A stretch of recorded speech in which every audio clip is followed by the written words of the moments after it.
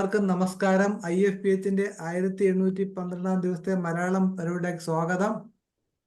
ഇന്ന് രോഗികൾ അവരുടെ അനുഭവങ്ങൾ പങ്കുവെക്കുന്നു. രോഗികൾ അവരുടെ ബന്ധുക്കൾ ഹോമിയോപ്പതിയുടെ അനുഭവങ്ങൾ പങ്കുവെക്കുക എന്നുള്ളതാണ്.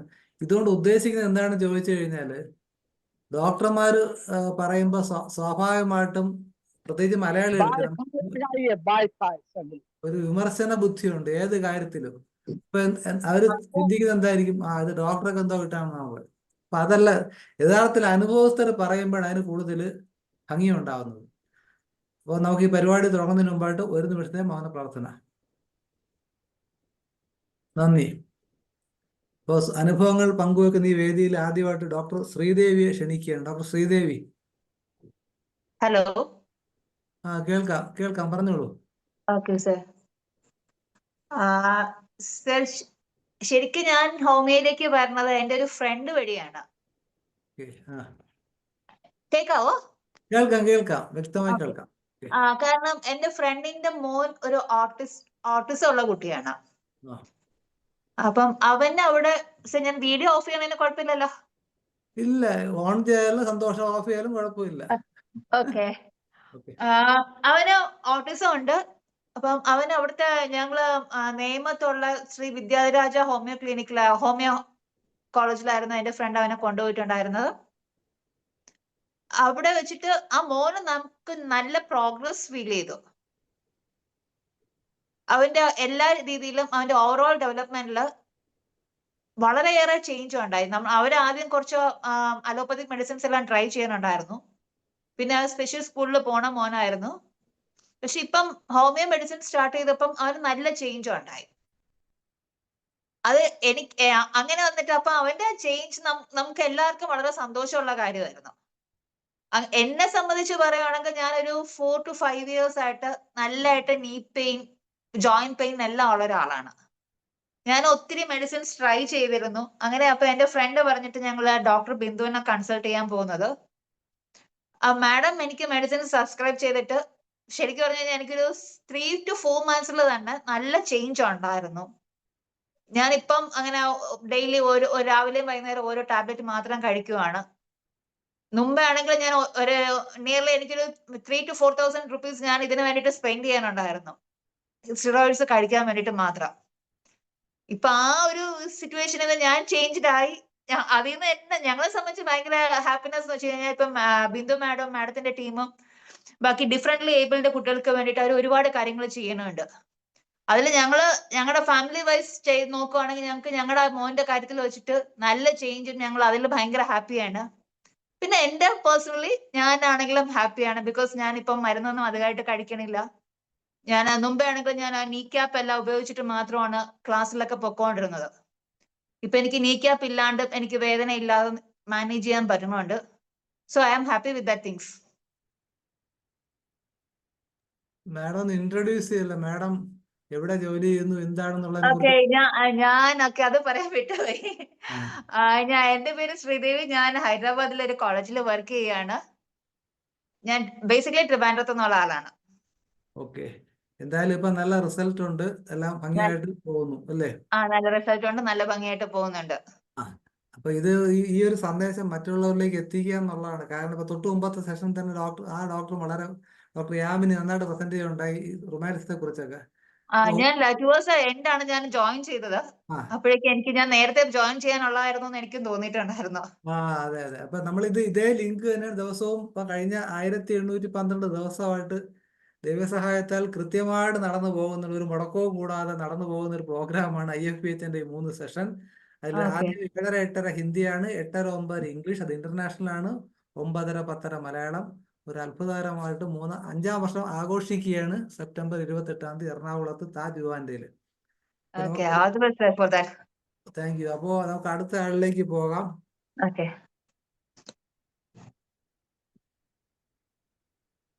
സുജാത ആണ് ജോയിൻ ചെയ്തിട്ടുള്ള. സുജാത,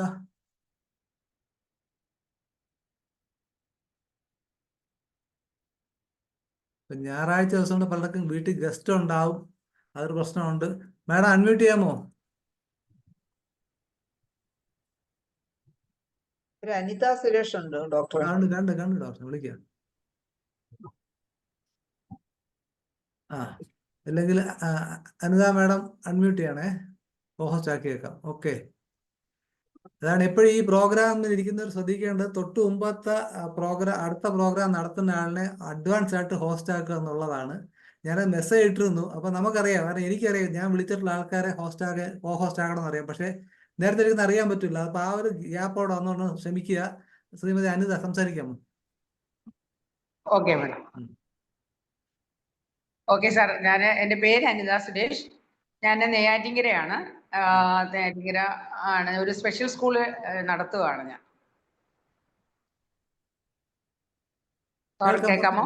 കേൾക്കാം. പിന്നെ ഞാനൊരു സ്പെഷ്യൽ സ്കൂൾ നടത്തുകയാണ്. എനിക്ക് 125 കുഞ്ഞുങ്ങളുണ്ട്. അതിൽ 60 പേര് ഇൻമേറ്റ്സ് ആണ്. വളരെ സിവിയർ ആയിട്ടുള്ള കുഞ്ഞുങ്ങളാണ് സ്ഥാപനത്തിനകത്തുള്ളത്. സിവിയർ ഫുള്ളി ബെഡ്രിഡൻ ആയ കുഞ്ഞുങ്ങള്, അങ്ങനെയുള്ള ഒത്തിരി മെന്റലി ചലഞ്ചഡ് ആയ, ഫിസിക്കലി ഹാൻഡിക്യാപ്ഡ്, ഓട്ടിസം, CP, ഇങ്ങനെ മൾട്ടിപ്പിൾ ഡിസബിലിറ്റി, ഇങ്ങനെ വിവിധമായ കാറ്റഗറിയിലുള്ള കുഞ്ഞുങ്ങളാണ് എൻ്റെ സ്ഥാപനത്തിന് ഉള്ളത്. അതിൽ കൂടുതലും 40ഓളം പേര് ഓർഫൻ ആയിട്ടുള്ള കുട്ടികളാണ്. കുട്ടികളെന്ന് പറഞ്ഞാൽ മുതിർന്നവരും ഉണ്ട്. അപ്പോൾ അങ്ങനെ വളരെ ഈ സീഷറൊക്കെ വന്ന് വളരെയധികം ബുദ്ധിമുട്ട് അനുഭവിച്ചുകൊണ്ടിരിക്കുന്ന ഒരു സിറ്റുവേഷൻ ആയിരുന്നു. അന്നേരമാണ് നമ്മുടെ ശ്രീ വിദ്യാരാജ ഹോമിയോപ്പതിയുടെ ടീം അംഗങ്ങൾ ഞങ്ങളുമായിട്ട് കോണ്ടാക്ട് ചെയ്യാനും, അപ്പോൾ അന്ന് മുതൽ, അതായത് കഴിഞ്ഞ നവംബർ തൊട്ടാണ് എൻ്റെ ഓർമ്മ, കറക്റ്റ് ഡേറ്റ് എനിക്ക് അത്ര ഓർമ്മ വരുന്നില്ല, എന്നാലും നവംബർ എന്നാണ് എൻ്റെ ഓർമ്മ. അപ്പോൾ മുതൽ ഞങ്ങളുമായിട്ട് നല്ല ഒരു ബന്ധം എൻ്റെ കുഞ്ഞുങ്ങൾക്ക് മെഡിസിൻ കൊടുക്കുകയും, അതിനെ തുടർന്ന് അവർക്ക് ആ സീഷറിൻ്റെ അടിക്കടി വന്നുകൊണ്ടിരുന്ന സീഷർ എന്ന് പറയുന്നതിന് ഒരുപാട് മാറ്റം വന്നിട്ടുണ്ട്. നല്ല രീതിയിലുള്ള മാറ്റം, ഒരുമാതിരി വെറുതെ ജസ്റ്റ് ഒരു മാറ്റമല്ല പറയുന്നത്, നല്ല രീതിയിൽ. ഞാൻ സാധാരണ അവർക്ക് സീഷർ വരുന്ന സമയത്ത് ഞാൻ ഹോസ്പിറ്റലിൽ എടുത്തുകൊണ്ട് പോകും. തൊട്ടടുത്തുള്ള നെയ്യാറ്റിൻകര ഹോസ്പിറ്റലുണ്ട്, ജനറൽ ഹോസ്പിറ്റലിലാണ് കൊണ്ടുപോകുന്നത്. അപ്പോൾ അവിടുന്ന് നേരെ എന്നെ ഈ കുഞ്ഞുങ്ങളെ ആയിട്ട് ഞങ്ങളെ മെഡിക്കൽ കോളേജിലാണ് അവർ റെഫർ ചെയ്ത് വിടുന്നത്. പക്ഷേ എനിക്ക് മെഡിക്കൽ കോളേജ് കൊണ്ടെത്താൻ പറ്റാത്തത് കൊണ്ട് ഞാൻ കാരക്കോണം മെഡിക്കൽ കോളേജിലാണ് കൊണ്ടുപോയിക്കൊണ്ടിരുന്നത്. അന്നേരം അവിടെ കൊണ്ടുപോയാൽ ഒരു 10-15 ദിവസം വരെ അവർ ICUലായിരിക്കും. അങ്ങനെ ഒരുപാട് സ്ട്രഗിൾ അനുഭവിച്ചുകൊണ്ടിരുന്ന ഒരു വ്യക്തിയാണ് ഞാൻ, ഈ കുഞ്ഞുങ്ങളുടെ സീഷർ കാരണം ഇവർക്ക് പേരൻസ് ഒന്നുമില്ല, ആരും കൊണ്ടുപോകാൻ. അപ്പോൾ എന്ത് ട്രീറ്റ്മെന്റും ഞങ്ങൾ എന്നെ നേരിട്ട് ചെയ്യണം. ആ ഒരു സിറ്റുവേഷനിലൂടെയാണ് ഞാൻ കടന്നു പോയിക്കൊണ്ടിരുന്നത്. അപ്പോഴാണ് ഇങ്ങനെ ഒരു ഹോമിയോയുടെ ഒരു മെഡിസിൻ്റെ കിട്ടിയത്. അത് എനിക്ക് അന്ന് മുതൽ ഇന്ന് വരെയും എനിക്കിങ്ങനെ ഇപ്പോൾ ഒരു ഹോസ്പിറ്റലിലും കയറി ഇറങ്ങണ്ട എന്നുള്ളൊരു വളരെ ഒരു സന്തോഷകരമായ ഒരു കാര്യമാണ്. ഹോമിയോപ്പതിയിലെ മെഡിസിൻ ഞങ്ങൾക്ക് വളരെ എഫക്റ്റീവാണ്. പിന്നെ വേറൊരു കാര്യം, എൻ്റെ മോള് അലോപ്പതി ഡോക്ടറാണ്, പക്ഷെ ഞാനും പ്രിഫർ ചെയ്യുന്നത് ഹോമിയോ മെഡിസിനാണ്. അപ്പോൾ മോൾ എന്നോട് എപ്പോഴും പറയും, അമ്മ എന്നെ അലോപ്പതി വിട്ടിട്ട് അമ്മ ഹോമിയോ കാരണം എനിക്ക് പലവിധമായ ഹെൽത്ത് ഇഷ്യൂസ് ഉള്ളപ്പോൾ പോലും ഞാൻ ഹോമിയോ ആണ് പ്രിഫർ ചെയ്യുന്നതും ആ മെഡിസിനാണ് ഞാൻ എടുക്കുന്നത്. അതുകൊണ്ട് എനിക്ക് നല്ല വിശ്വാസമാണ് ഹോമിയോയിലുള്ള മെഡിസിൻ എടുക്കുന്നത് ഏറ്റവും ഇല്ല. സോറി, ഒരു സെക്കൻഡ് മീറ്റിംഗ്. അപ്പോൾ അങ്ങനെ മെഡിസിൻ എടുക്കാൻ തുടങ്ങിയതിന് ശേഷം എനിക്ക് ഒരുപാട് ചേഞ്ച് വന്നിട്ടുണ്ട്, ഒത്തിരി ചേഞ്ച് വന്നിട്ടുണ്ട്. എൻ്റെ കുഞ്ഞുങ്ങളാണ് ഏറ്റവും പരമപ്രധാനമായ ഒരു വിഷയം. അവർക്ക് ഹെൽത്ത് ഇഷ്യൂസ് ഒക്കെ മാറി വരുന്നുണ്ട്. കിടക്കുന്ന കുട്ടികൾക്ക് തന്നെ ഫിസിയോതെറാപ്പി, അവരുടെ ട്രീറ്റ്മെന്റ് എന്ന് പറയുന്നത് വളരെ ഉപകാരപ്രദമായ ഒരു കാര്യമാണ്. അതുകൊണ്ട് ഈ ട്രീറ്റ്മെന്റ് നിർത്തരുത് എന്ന് പറയാനും കൂടിയാണ് ഞാൻ ഈ അവസരം ഉപയോഗിക്കുന്നത്. വളരെ എഫക്റ്റീവ് ആയതുകൊണ്ട് ഇത് എത്രയും നല്ല രീതിയിൽ മുന്നോട്ട് പോകണം എന്നൊരു ആഗ്രഹം കൂടെ ഞാൻ എന്നോടൊപ്പം പറയുകയാണ് ചെയ്യുന്നത്. ഓക്കെ, നന്ദി മാഡം. തുടരണം, നമുക്ക് അടുത്ത റൗണ്ടിലേക്ക് വരാം.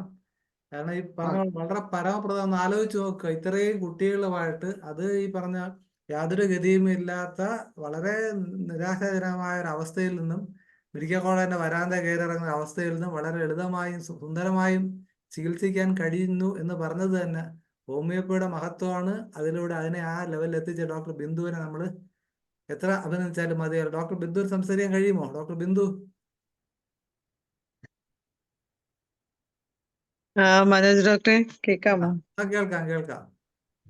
അല്ല, ഓരോ നിയോഗമാണ് ഡോക്ടർ, അത്രേ എനിക്ക് പറയാനുള്ളൂ. കാര്യം അനിത മാഡത്തിന് പരിചയപ്പെടുന്നത് ശരിക്കും നെയ്യാറ്റിൻകര പോകുന്നതൊന്നും നമ്മളൊട്ടും പ്രതീക്ഷിതല്ല. അതൊരു അവിടുത്തെ നഴ്സുമാരാണെങ്കിൽ മാഡത്തിന്റെ സ്റ്റാഫ് ആണെങ്കിലും അവര് സ്വന്തം കുട്ടികളെ പോലെ. ഞാൻ അതിനകത്ത് ഓർക്കുന്നത്, ഞങ്ങളുടെ ഒരു വിമലുണ്ട്, മാഡം പറഞ്ഞതിനകത്ത് ഏറ്റവും വലുത് വിമലിനെ അവർക്ക് അമ്മ തൊട്ടിലിന് കിട്ടിയതാണ്. മോനെ നോക്കാനും ആരുമില്ല. ശരിക്കും CP വന്ന് അവനൊരു പെൻസിലിന്റെ അത്രയും ഉണ്ടാവുള്ളൂ. അവന്റെ കൈയും കാലും ഒക്കെ അത്രേ ഉണ്ടായിരുന്നുള്ളൂ അന്ന്. അന്ന് ഭയങ്കര ബുദ്ധിമുട്ടായിരുന്നു. കണ്ടിന്യൂസ് സീഷേഴ്സ്, വെസ്റ്റ് സിൻഡ്രോം കൂടിയുണ്ട് CPയുടെ കൂടെ തന്നെ. അപ്പൊ കണ്ടിന്യൂസ് സീഷേഴ്സും വന്നിരുന്ന ഒരു അവസ്ഥയാണ്. അത് കഴിഞ്ഞ് അവന് എപ്പോഴും ആഹാരം കൊടുക്കുമ്പം ഇവര് ഫ്ലൂയിഡ് ആയിട്ടാ കൊടുക്കുന്നത്. അവനെ നോക്കുന്ന സിസ്റ്റേഴ്സ് അവരുടെ നമ്മൾ എത്ര അഭിനന്ദിച്ചാലും മതിയാവില്ല. പ്രത്യേകിച്ച് ഷിജിന നഴ്സിനെ, പുള്ളിക്കാരി ഞാൻ ഭയങ്കരമായിട്ട് അഭിനന്ദിക്കുകയാണ്. കാര്യം അവന് ഒരിക്കൽ ഒരു നല്ല ശ്വാസം മുട്ടലായിട്ട് നമ്മുടെ കോളേജിൽ കൊണ്ടുവന്ന സമയത്ത് ആ നേഴ്സ് കൂടെ വന്ന് നിന്ന് അവനെ നോക്കുന്ന അമ്മ അന്ന് ഇല്ലായിരുന്നു, അവിടുന്ന് പോയായിരുന്നു. അപ്പൊ നേഴ്സ് കൂടെ വന്ന് നിന്നിട്ട് അന്ന് എൻ്റെ അടുത്ത് പറഞ്ഞു, അവന്റെ 2 കാലും ശരിക്കും റിജിഡ് ആയിരുന്നു. കാലും കൈയും റിജിഡ് ആയിരുന്നു. നമ്മൾ ശരിക്കും പറഞ്ഞു കഴിഞ്ഞാൽ ഫീറ്റൽ പൊസിഷനിലായിരുന്നു ഇരുന്നിരുന്നത്. അത് നോക്കാൻ പോലും പറ്റില്ലായിരുന്നു. അപ്പോ സിസ്റ്റർ എൻ്റെ അടുത്ത് പറഞ്ഞ്, എങ്ങനെയെങ്കിലും ഞങ്ങൾക്ക് ഇവനെ ഒന്ന് രക്ഷിച്ചു തരാമോ മാഡം എന്ന് ചോദിച്ചതാണ്. അത്രയും വിഷമിച്ച്. അതുമല്ല ആ സിസ്റ്ററിന്റെ കുഞ്ഞെന്ന് പറയുന്നത് എനിക്ക് തോന്നുന്നു അവനൊരു 3 വയസ്സ് വരുമായിരിക്കും. അവനെയും കൊണ്ട് കൂടെ നിന്ന് ആണ് ഈ മോനെ നോക്കിയത്. അത് എത്ര പേർക്ക്, നമ്മളിൽ എത്ര പേർക്ക് പോലും അങ്ങനെ ഒരു ഇത് നോക്കാൻ പറ്റും എന്നുള്ളത് അറിയത്തില്ല. അവരുടെ സർവീസ് അത്രത്തോളം വലുതാണ് അനിത മാഡത്തിന്റെയും ടീമിന്റെയും. അപ്പൊ ആ അവസ്ഥയില് നമ്മുടെ ഫിസിയോതെറാപ്പിസ്റ്റ് ആസിഫിന്റെ ഹെൽപ്പോടുകൂടി ആസിഫിനെ കാണിച്ചപ്പോൾ ആസിഫ് കുറെ ടെക്നിക്ക് പറഞ്ഞു കൊടുത്തു. ഇങ്ങനെ ഇരുന്നാൽ അത് റിജിഡ് ആയി പോകുന്നു പറഞ്ഞ് തലയാണ വെച്ച് കൊടുക്കുന്നതും നോക്കുന്നതും ഒക്കെ ആസിഫിന്റെയും കുറെ ഡയറക്ഷൻസ് ഉണ്ടായിരുന്നു. അതിന്റെ കൂടെ കുറച്ച് പ്രോട്ടീൻ ഡയറ്റും ഒക്കെ അഡ്വൈസ് ചെയ്ത് നമ്മുടെ മെഡിസിനും കൂടിയായിട്ട് ഇപ്പൊ അവൻ കാല് 2 നൂത്താണ് കിടക്കുന്നത്. കൈ പൊക്കും, തലയ്ക്ക് മുകളിലോട്ട് കൈ പൊക്കും, ദേഹം കുറച്ച് പൊങ്ങി വരും. അവന് സീഷേഴ്സ് ഇപ്പൊ കുറവുണ്ട്. ഫുഡും അത്യാവശ്യം കഴിക്കുന്നുണ്ട്. അപ്പൊ അത് കാണാൻ ഇപ്പൊ കുറച്ച് മുഖത്തും കവിളിലും ഒക്കെ ഇത്തിരി മസിൽസും ഒക്കെ വന്ന് കയ്യിലും ഒക്കെ വന്ന് കാണുമ്പോൾ ഒരു വല്ലാത്ത സാറ്റിസ്ഫാക്ഷൻ, സന്തോഷമാണ് തോന്നുന്നത്. നമ്മുടെ മെഡിസിൻ ശരിക്കും മിറക്കിൾ ആണ്. നമ്മള് ഓരോരുത്തരും ഗിഫ്റ്റഡ് ആണ്. ഹോമിയോപ്പതി എന്നുള്ള രീതിയിൽ നമ്മൾ ഓരോരുത്തരും ഗിഫ്റ്റഡ് ആണ്. വേറൊന്നും പറയാനില്ല. അവര് ചെയ്യുന്ന ഒരു പ്രവൃത്തി എന്ന് പറയുന്നത് നമ്മൾ വെറുതെ മരുന്ന് കൊടുക്കുന്നേ ഉള്ളൂ. പക്ഷെ അവരെ 24 മണിക്കൂറും നോക്കുന്ന ആ കെയർ ടേക്കേഴ്സിനെയും മാഡത്തിനെയും സമ്മതിച്ചേ പറ്റുള്ളൂ. തീർച്ചയായിട്ടും അവിശ്വസനീയമായ ഒരു എന്താ പറയാൻ, ഇവരുടെയൊക്കെ ജീവിതം നമുക്ക് ഈ പറഞ്ഞ പോലെ സാധാരണ ജനങ്ങളൊന്നും അറിയുന്നില്ല. അവരിങ്ങനെ ഓരോ, എനിക്കറിയാം കോട്ടയത്ത് ഞാൻ ജോലി ചെയ്യുന്ന പള്ളിക്കാതുള്ള സ്ഥലത്ത് അവിടെ ഒരാളുണ്ട്. അദ്ദേഹം സ്വന്തം വീടിനെ ഇങ്ങനാക്കി മാറ്റിയിരിക്കുകയാണ്. അവസാനം പുള്ളിയുടെ മകന്റെ കല്യാണം വന്നപ്പോൾ ഈ എങ്ങനെയാണ് ഈ വീട്ടിലേക്ക് ഒരു പെൺകൊച്ചിനെ അയക്കുന്നതെന്നായും പെണ്ണിന്റെ വീട്ടുകാരും. പിന്നെ പുള്ളിക്ക് ഒരു വീട് വാടക എടുക്കേണ്ടി വന്നു. സ്വന്തം വീടിനെ ഇതാക്കി മാറ്റി എന്നുള്ളതാണ്. ലൂർദ് ഭവൻ എന്ന് പറയും. വളരെ ഒരു 123 അന്തേവാസികളുണ്ട്. പുള്ളിയെ നടത്തിക്കൊണ്ട് വളരെ ബുദ്ധിമുട്ട്. നമ്മുടെ നാട്ടിലെ ആൾക്കാർ ബിവറേജിൽ അവിടെയൊക്കെ കൊണ്ട് കണ്ടമാനം പൈസ കളയുന്ന ആ പൈസ കൊണ്ട് അംശം ശരിക്കും പറഞ്ഞാൽ ഇവർക്ക് കൊടുക്കുകയാണെങ്കിൽ അത് വളരെ നല്ലതായിരിക്കും എനിക്ക് തോന്നുന്നു. ശ്രീജ മേഡം ഉണ്ടോ? അൺമ്യൂട്ട് ചെയ്യാമോ? ഉണ്ട് സർ. പറയൂ. സർ, ഞാനിപ്പം തിരുവനന്തപുരത്താണ് താമസിക്കുന്നത്. എനിക്ക് എന്റെ രണ്ടാമത്തെ മോന് വെസ്റ്റ് സിൻഡ്രോം ആണ്. അവന് ജനിച്ച് 6-ാം മാസത്തിലാണ് ഇത് തുടങ്ങിയത്. വെസ്റ്റ് സിൻഡ്രോം തുടങ്ങി. പിന്നെ നമ്മള് അവന്റെ ട്രീറ്റ്മെന്റ് ആയിട്ട് വെല്ലൂരൊക്കെ പോയി. വെല്ലൂര് ട്രീറ്റ്മെന്റ് ആയിരുന്നു. പിന്നെ ശ്രീചിത്രയിലെ ട്രീറ്റ്മെന്റ് ആയിരുന്നു. എന്നിട്ട് അവന്റെ ഫിറ്റ്സ് ഒന്നും നമുക്ക് കൺട്രോൾ ചെയ്യാൻ പറ്റിയില്ല. അങ്ങനെ അവന് ശരിക്കും ഡിലേ ആണ്, 90% ഡിലേ ആണ്. പിന്നെ നമ്മൾ ഏറ്റവും പ്രശ്നം എന്ന് പറയുന്നത് അവന് എപ്പോഴും ഇൻഫെക്ഷൻ വരുമായിരുന്നു. മാസം ഇങ്ങനെ ഇൻഫെക്ഷൻ വന്നിട്ട് മിക്കവാറും എല്ലാ മാസവും നമ്മൾ അനന്തപുരി ഹോസ്പിറ്റലിൽ അഡ്മിറ്റ് ആകുമായിരുന്നു, ചെസ്റ്റ് ഇൻഫെക്ഷൻ ആയിട്ട്. അപ്പം അങ്ങനെ എപ്പോഴും ആയിട്ട് അവസാനം അവരെന്നോട് പറഞ്ഞു, ഇവന് ഫുൾ ആന്റിബയോട്ടിക്കിൽ ഇവന് ലൈഫ് മുന്നോട്ട് പോകാൻ പറ്റത്തുള്ളൂ എന്ന് പറഞ്ഞു. ഞാനിങ്ങനെ വളരെ വിഷമിച്ചിരിക്കുമായിരുന്നു. പിന്നെ അവർ ട്രക്കിയോസ്റ്റമി ഒക്കെ പറഞ്ഞു. അപ്പൊ മോനെ ഫിസിയോതെറാപ്പി ഒക്കെ ചെയ്യുന്നുണ്ട്. അപ്പൊ ഫിസിയോതെറാപ്പിസ്റ്റ് വിഷ്ണു എന്ന് പറയുന്ന ഒരു ഫിസിയോതെറാപ്പിസ്റ്റ് ആയിരുന്നു. അപ്പം സാർ എന്നോട് ഇങ്ങനെ പറഞ്ഞിരുന്നു, ബിന്ദു മാം എന്ന് പറഞ്ഞ മാം ഇങ്ങനത്തെ കുട്ടികളെ ട്രീറ്റ് ചെയ്യുന്നുണ്ട്, ഒത്തിരി പേർക്ക് പ്രത്യേകിച്ച് വെസ്റ്റ് സിൻഡ്രോത്തിനൊക്കെ നല്ല മാറ്റം ഉണ്ടാവുന്നുണ്ട് എന്നൊക്കെ പറഞ്ഞു. പക്ഷെ ഞാൻ അന്ന് അത്രയും സീരിയസ് ആയിട്ട് എടുത്തില്ല, കാരണം ഇംഗ്ലീഷ് മരുന്ന് കൊടുത്തുകൊണ്ടിരിക്കുകയായിരുന്നു. പിന്നെ ഇത് ഇൻഫെക്ഷൻ ഇങ്ങനെ വന്നുകൊണ്ടേ ഇരുന്നു. ട്രക്കിയോസ്റ്റമി ഒക്കെ ഇടണം, നമുക്ക് കൺട്രോൾ ചെയ്യാൻ പറ്റുന്നില്ല, മോനെ നമുക്ക് കൈവിട്ടു പോകുന്ന ഒരു അവസ്ഥ എത്തി. അങ്ങനെ ഒരു ദിവസം ഞാൻ എന്തോ ഒരു ആവശ്യത്തിന് വേണ്ടി ജുവലറിയിൽ ഇങ്ങനെ ഒരു പോകേണ്ട ഒരു ആവശ്യം വന്നിരുന്നു. അപ്പൊ ജുവലറി ചെന്നപ്പം ആ ജുവലറിയിലെ ഉടമ എന്നോട് ഇങ്ങനെ പറഞ്ഞു, ഇവിടെ അടുത്ത് തന്നെ ഒരു ഹോമിയോ ഡോക്ടർ ഉണ്ട്, അത് ബിന്ദു മാം ആണ്. അത് ഒത്തിരി ഇങ്ങനെ ഇതുപോലെയുള്ള കുട്ടികളെ CP അതുപോലെ ഓട്ടിസം അങ്ങനെയൊക്കെ പ്രശ്നമുള്ള കുട്ടികളെ ട്രീറ്റ് ചെയ്ത് ഒരുപാട് മാറ്റം വരുന്നുണ്ട്, ഒന്ന് പോയി കാണിച്ചു നോക്കൂ എന്ന് പറഞ്ഞു. അപ്പൊ ഈ രണ്ടുപേരും ഇത് പറഞ്ഞു കഴിഞ്ഞപ്പോ എനിക്ക് എന്തായാലും മാമിനെ ഒന്ന് വിളിക്കണം തോന്നി. അങ്ങനെ ഞാൻ മാഡത്തിന് അദ്ദേഹം എനിക്ക് നമ്പർ തന്നു, മാഡത്തിന്റെ നമ്പർ തന്നു. ഉടനെ ഞാൻ മാഡത്തിനെ വിളിച്ചു. ഞാൻ പറഞ്ഞു, മാഡം ഇങ്ങനെ മോന് വെസ്റ്റ് സിൻഡ്രോം ആണ്, മോനിങ്ങനെ മോന്റെ ഏറ്റവും നേരിടുന്ന ഒരു പ്രശ്നം എന്ന് പറഞ്ഞാൽ ഇൻഫെക്ഷൻ ആണ്. എപ്പോഴും ആന്റിബയോട്ടിക് കൊടുക്കുക. ഒരു ആന്റിബയോട്ടിക് കൊടുത്തു പിന്നെ ഒരു 2 ആഴ്ചത്തേക്ക് അവന് ഓക്കെ ആവും. ഓക്കെ ആയി കഴിഞ്ഞാൽ പിന്നെ അത് കഴിയുമ്പോൾ പതുക്കെ പിന്നെ ഇൻഫെക്ഷൻ സ്റ്റാർട്ട് ചെയ്യും. അങ്ങനെ അതിങ്ങനെ നമുക്ക് തുടങ്ങുമ്പോഴേ അവൻ അറിയാം, അവന്റെ കണ്ണ് ചുമന്നു, അങ്ങനെയൊക്കെ ഒരു ഇൻഫെക്ഷന്റെ ഇത് എത്തുന്നത്. പിന്നെ പതുക്കെ അങ്ങ് കൂടി അങ്ങേയറ്റമായി അങ്ങ് ICUലാവും. അപ്പൊ പിന്നെ അവര് പറഞ്ഞു, ഇനി ട്രക്കിയോസ്റ്റമി ഇടുക അല്ലാതെ വേറെ ഒരു മാർഗ്ഗവും ഇല്ല. അപ്പൊ ഞാൻ മാമിനോട് ഇങ്ങനെ പറഞ്ഞു. മാം പറഞ്ഞു, ട്രക്കിയോസ്റ്റമി ഒന്നും അവിടെ ഇടണ്ട. പിന്നെ നമ്മളൊരു തെറ്റ് കാണിച്ചു, അവര് പറയുന്നത് കേട്ട് ഇവന് പെഗ് ഇട്ടു. നമ്മള് പെഗ് ഇട്ടു. അപ്പൊ മാം പറഞ്ഞു, പെഗ് ഒന്നും ഇടേണ്ട ആവശ്യമില്ലായിരുന്നു, ഇതിനു മുമ്പേ എന്റെ അടുത്ത് വന്നിരുന്നാൽ മതിയായിരുന്നു. എന്തായാലും ട്രക്കിയോസ്റ്റമി നിങ്ങൾ എന്തായാലും ഇടണ്ട. ഞാൻ അവന് ഇൻഫെക്ഷൻ വരുന്ന പ്രശ്നം പൂർണ്ണമായിട്ട് ഞാൻ മാറ്റിത്തരാം, അത് 100% ഞാൻ ഉറപ്പ് തരുന്നു. സീഷ്യന്റെ കാര്യം എനിക്ക് ഫുള്ളി പറയാൻ പറ്റൂല, കാരണം വെസ്റ്റ് സിൻഡ്രോം ആയതുകൊണ്ട് നമുക്ക് 100% നമുക്ക് ഉറപ്പ് പറയാൻ പറ്റൂല എന്ന് പറഞ്ഞു. അങ്ങനെ ഞാൻ മാമിന്റെ അടുത്ത് പോയി, മാമിന്റെ മെഡിസിൻ സ്റ്റാർട്ട് ചെയ്തു. മാം പക്ഷെ നമ്മൾ ശ്രീചിത്രയിലൊക്കെ ചെല്ലുമ്പോൾ നമ്മളെയൊക്കെ നിരുത്സാഹപ്പെടുത്തുകയാണ് ചെയ്യുന്നത്. കാരണം ഇനിയൊന്നും നമുക്ക് ചെയ്യാനില്ല, ഇനിയൊന്നും ഇല്ല, അങ്ങനെ ഒരു രീതിയിലാണ് നമ്മളോട് പെരുമാറും. പക്ഷെ മാമിന്റെ അടുത്ത് ചെല്ലുമ്പോൾ മാം ഭയങ്കര പോസിറ്റീവായിട്ട് പറഞ്ഞു, എല്ലാം മാറും, എല്ലാം ശരിയാവും, അവൻ ഓക്കെ ആവും, അവൻ നടക്കും, അവൻ ഓക്കെ ആവും, നോർമൽ. അങ്ങനെ പറയുമ്പോഴത്തേക്ക് നമുക്കൊരു ഭയങ്കര ഒരു പ്രതീക്ഷ കിട്ടി. അങ്ങനെ പിന്നെ മാമിന്റെ ട്രീറ്റ്മെന്റ് തുടങ്ങി. ആദ്യമൊക്കെ എനിക്ക് അറിയത്തില്ലായിരുന്നു എത്ര ശരിയാകും എന്നൊക്കെ ഒരു സംശയമായിരുന്നു. പക്ഷെ ഞാൻ മാം പറയുന്ന പോലെ തന്നെ മുടങ്ങാതെ കൊടുത്തു. എന്തായാലും ആ ഇൻഫെക്ഷൻ വരുന്ന ആ വലിയൊരു പ്രശ്നം നമുക്ക് സോൾവ് ആയി. ഇപ്പൊ ഒരു വർഷമായിട്ട് അവന് ഇതിനായിട്ട് ഒരു പനിയോ അങ്ങനെ ഒരു പ്രശ്നങ്ങളും വന്നിട്ടില്ല. നമ്മള് ഇപ്പൊ ഫിറ്റ്സ് നമുക്ക് പൂർണ്ണമായിട്ട് കൺട്രോൾ ആക്കാൻ പറ്റിയിട്ടില്ല.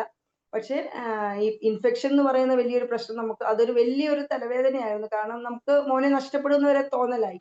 അപ്പൊ അത് സോൾവ് ചെയ്ത് ഇപ്പൊ മാമിന് ഞാൻ മരുന്ന് തീരുന്നതിന് ഒരു 2 ദിവസം മുമ്പ് ഞാൻ മാമിനെ വിളിക്കും. മാം ഇവിടെ നാട്ടിലില്ല, തിരുവനന്തപുരത്ത് ഇല്ല എന്ന് അറിയുമ്പോൾ തൊട്ട് എനിക്ക് ടെൻഷനാണ്. അയ്യോ, ഞാൻ പറയും, മാം എനിക്ക് ഒരു ദിവസം മോന് മരുന്ന് മുടങ്ങിയാൽ എന്ത് ചെയ്യും? മാം പറയും, കുഴപ്പമില്ല, വന്നാൽ മതി, പ്രശ്നമില്ല, പേടിക്കണ്ടെന്ന് പറയും. അപ്പം എനിക്ക് മാം ഇനി തിരുവനന്തപുരത്ത് ഇല്ലാതെ വല്ല ആയിപ്പോയാൽ എന്റെ ലൈഫ് എന്താവും? ഇപ്പൊ അതാണ് എന്റെ ചിന്ത. ഞാനിപ്പം മരുന്ന് തീരുന്നതിന് മുമ്പ് തന്നെ മാമിനെ വിളിക്കും, മാമിന്റെ അടുത്ത് പോകും, മാമിന്റെ അടുത്ത് മരുന്ന് മേടിക്കും. എന്തായാലും ആ ഇൻഫെക്ഷൻ വലിയൊരു പ്രശ്നം സോൾവ് ആയി. പിന്നെ ഫിറ്റ്സും പഴയ നിന്ന് ഒത്തിരി കുറവുണ്ട്. പിന്നെ ഇപ്പൊ നമുക്ക് അവനെ മാനേജ് ചെയ്യാൻ പറ്റുന്നുണ്ട്. അതായത് അവന് അത്യാവശ്യം നമുക്ക് ടോയ്ലറ്റ് ഒക്കെ പിടിച്ചുകൊണ്ട് നടത്തി കൊണ്ടുപോകാൻ പറ്റുന്നുണ്ട്. അത്യാവശ്യം എവിടെയൊക്കെ ഇരുത്തിയാൽ അവൻ ഇരിക്കുന്നുണ്ട്. പിന്നെ ഒരു കോഗ്നിറ്റീവ് ഡെവലപ്മെന്റ് വന്നിട്ടില്ല.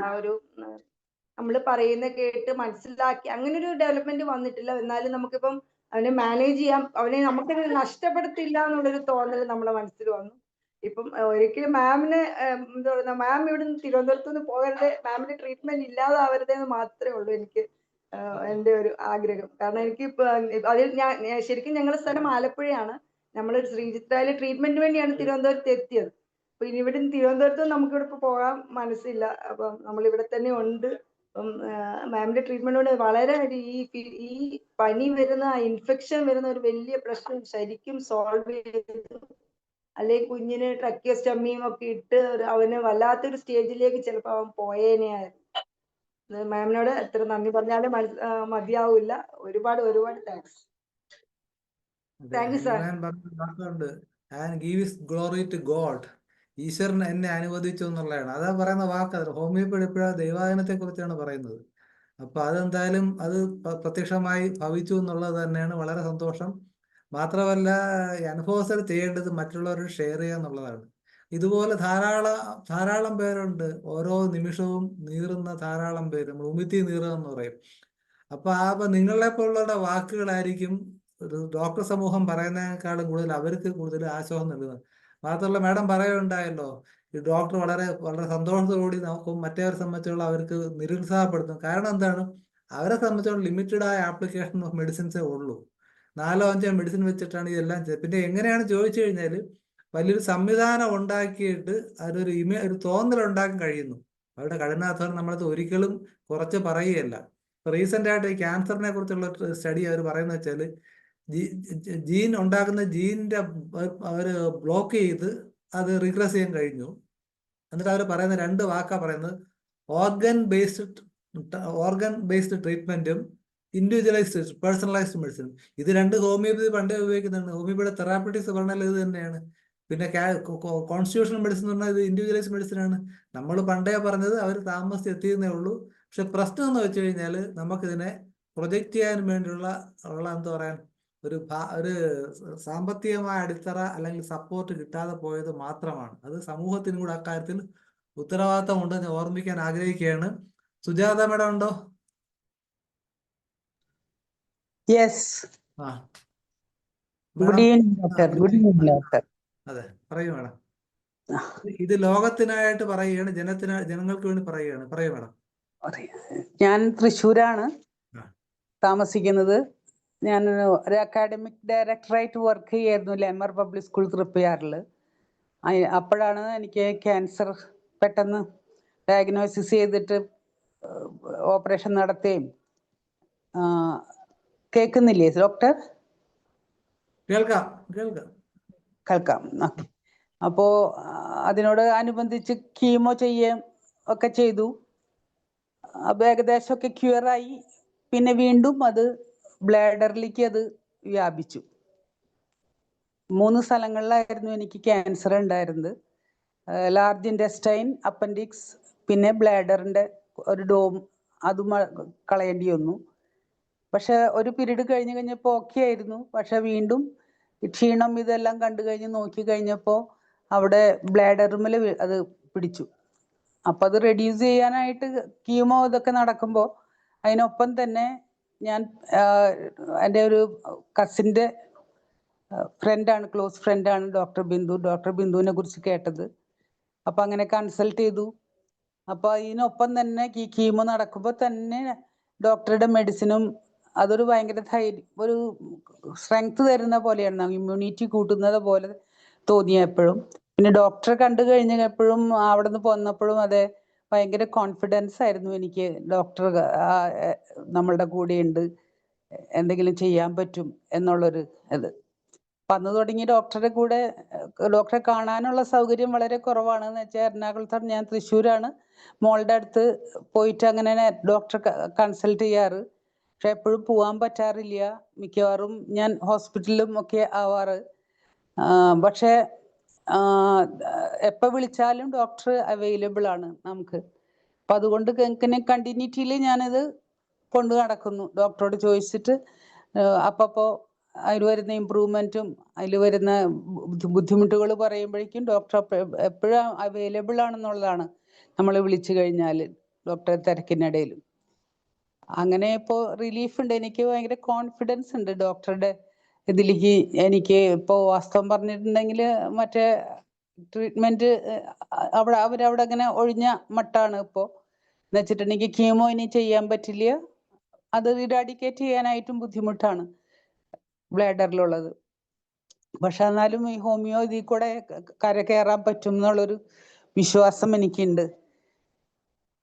അങ്ങനെ പോകുന്ന ഡോക്ടറെ എപ്പോഴും കൺസൾട്ട് ചെയ്യാനും പറ്റും. പിന്നെ എനിക്ക് കണ്ടു കഴിഞ്ഞപ്പോൾ തന്നെ പറഞ്ഞ പോലെ ആ പോസിറ്റീവ് എനർജി ഉണ്ടല്ലോ, അത് വളരെ ഇമ്പോർട്ടൻ്റ് ആണ് ലൈഫിൽ. അപ്പം അതിൽ കൂടെ കരകയറാൻ പറ്റും എന്നുള്ളൊരു വിശ്വാസത്തിൽ ഇങ്ങനെ മുന്നോട്ട് പോവുകയാണ് സർ. അതെ, കടലിൽ മോഹപ്പൂവും കാണുന്നു എന്നുള്ളതാണ് ഹോമിയോപ്പതിയുടെ പ്രത്യേകത. മാത്രമല്ല, നേരത്തെ പറഞ്ഞ പോലെയാണ് ഒരു സമീപനം, അത് ഏറ്റവും കൂടുതൽ വല്ലാത്ത ഒരു വ്യത്യാസം തന്നെയാണ് ഡോക്ടറുടെ സമീപനം എന്ന് പറയുന്നത്. അതെ അതിപ്പോ അധികം നമുക്ക് കിട്ടാത്തതാണ് ഇപ്പൊ ഒരു ബുദ്ധിമുട്ടായി തോന്നുന്നത്. മിക്കവാറും മോളാണ് പോയിട്ട് കാര്യങ്ങൾ പറഞ്ഞു നടക്കുന്നത്. എന്നാലും വിളിക്കുമ്പോഴാണെങ്കിലും എനിക്ക് അത് കിട്ടുന്നുണ്ട്. എന്തായാലും അങ്ങനെ പോട്ടെ. അതെ, ഈ അധ്വാനിക്കുന്നവരും ഭാരം ചുമക്കുന്നവരായാലും നിങ്ങൾ എൻ്റെ അടുത്ത് വരും, ഞാൻ നിങ്ങളെ ആശ്വസിപ്പിക്കാന്ന് പറഞ്ഞ രോഗികളായിട്ടുള്ളവരെ നിങ്ങൾ ഹോമിയോപ്പതിയിലേക്ക് വരിക, നിങ്ങൾക്ക് തീർച്ചയായും ആശ്വാസം ലഭിക്കും എന്ന് മാത്രമാണ് പറയാനുള്ളത്. ഡോക്ടർ ബിന്ദു ഉണ്ടോ? ഈ നേരത്തെ പറഞ്ഞ 2 കേസുകളെ കുറിച്ച് എന്താണ് ഡോക്ടറുടെ കമന്റ്? ഇല്ല, മനോജ് ഡോക്ടറെ, ശരിക്കും സുജാത മാഡത്തിന്റെ കാര്യം പറഞ്ഞാല് ശരിക്കും നമ്മളൊന്നും അല്ല. മാഡം പറയുന്നത് പോലെ എനിക്ക് തോന്നിയിട്ടുള്ളത് ആ പേഷ്യന്റിന്റെ കോൺഫിഡൻസ്, മാഡത്തിന്റെ ഒരു കോൺഫിഡൻസ് നമ്മൾ കാണേണ്ടതാണ് ശരിക്കും. ഇത്രയും അഫക്റ്റഡ് ആയിട്ടും മാഡം അത് ഭയങ്കര പോസിറ്റീവായിട്ടാണ് വന്നതും. ആ സിംറ്റംസ് പറയണയാണെങ്കിൽ എല്ലാം ക്ലാരിറ്റിയോട് കൂടിയാണ്. അത് മാഡത്തിന് ഒരിക്കലും, നമ്മൾ സാധാരണ ഒരു ക്യാൻസർ വന്ന ഒരു പേഷ്യന്റ് ആണെങ്കിൽ എല്ലാം തകർന്ന് ഇനി എന്ത് എന്നുള്ള ഒരു രീതിയിലാണ് നമ്മുടെ അടുത്ത് പോലും വരുന്നത്. പക്ഷെ മാഡം അങ്ങനെയല്ലായിരുന്നു. മാഡത്തിന്റെ ആ കോൺഫിഡൻസ് ആണ് ശരിക്കും എനിക്കും കോൺഫിഡൻസ് കൂട്ടിയത്. അപ്പൊ എന്റെ ഫ്രണ്ടിന്റെ റിലേറ്റീവ് ആണ് മാഡം. എന്ന് വെച്ചാൽ ദുബായിലുള്ള ഡോക്ടർ സിൽജിയുടെ കസിനാണ്. അങ്ങനെയാണ് മേമയാണ് അങ്ങനെയാണ് വന്നത്. ശരിക്കും അവളുടെ മേമയെന്നും കൂടി ആവുമ്പോ എനിക്കത് എന്റെ ക്ലോസ് ഫ്രണ്ടാണ്.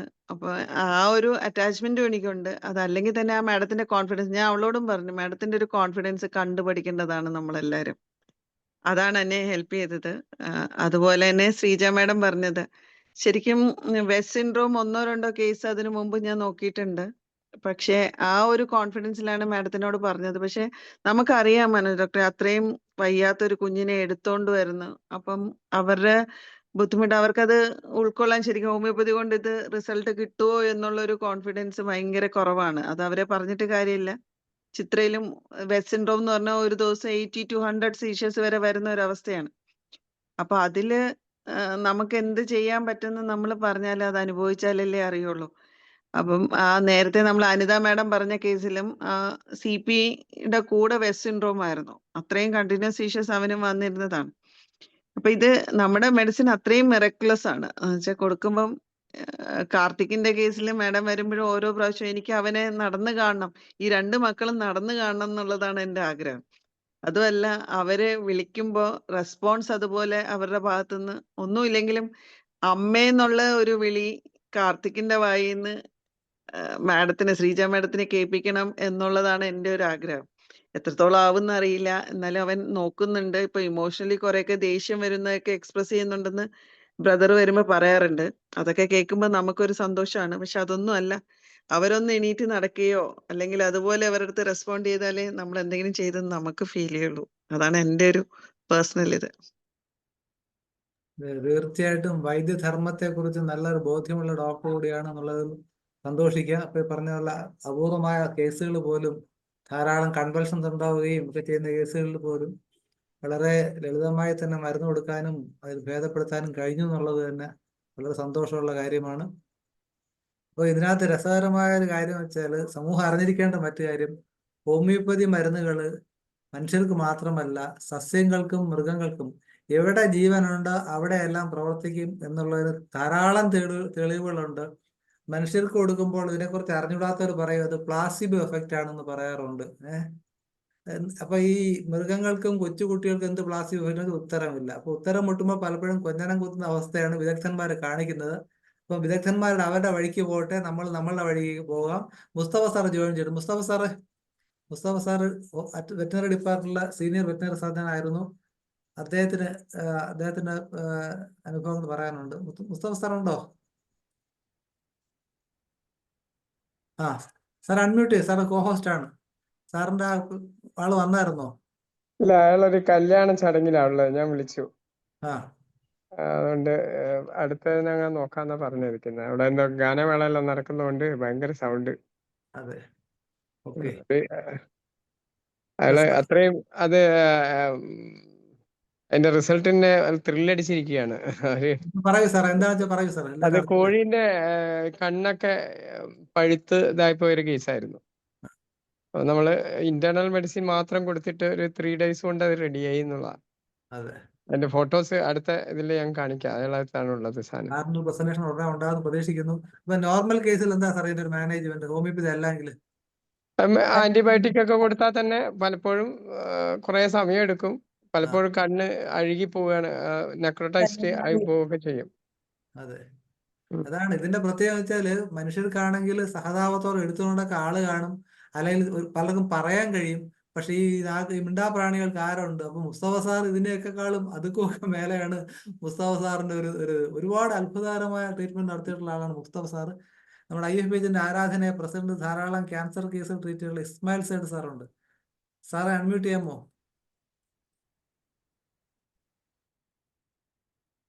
സാർ അതിൽ കേട്ടായിരുന്നു? ഇസ്മായിൽ സൈഡ് സാർ അൺമ്യൂട്ട് ചെയ്യാമോ?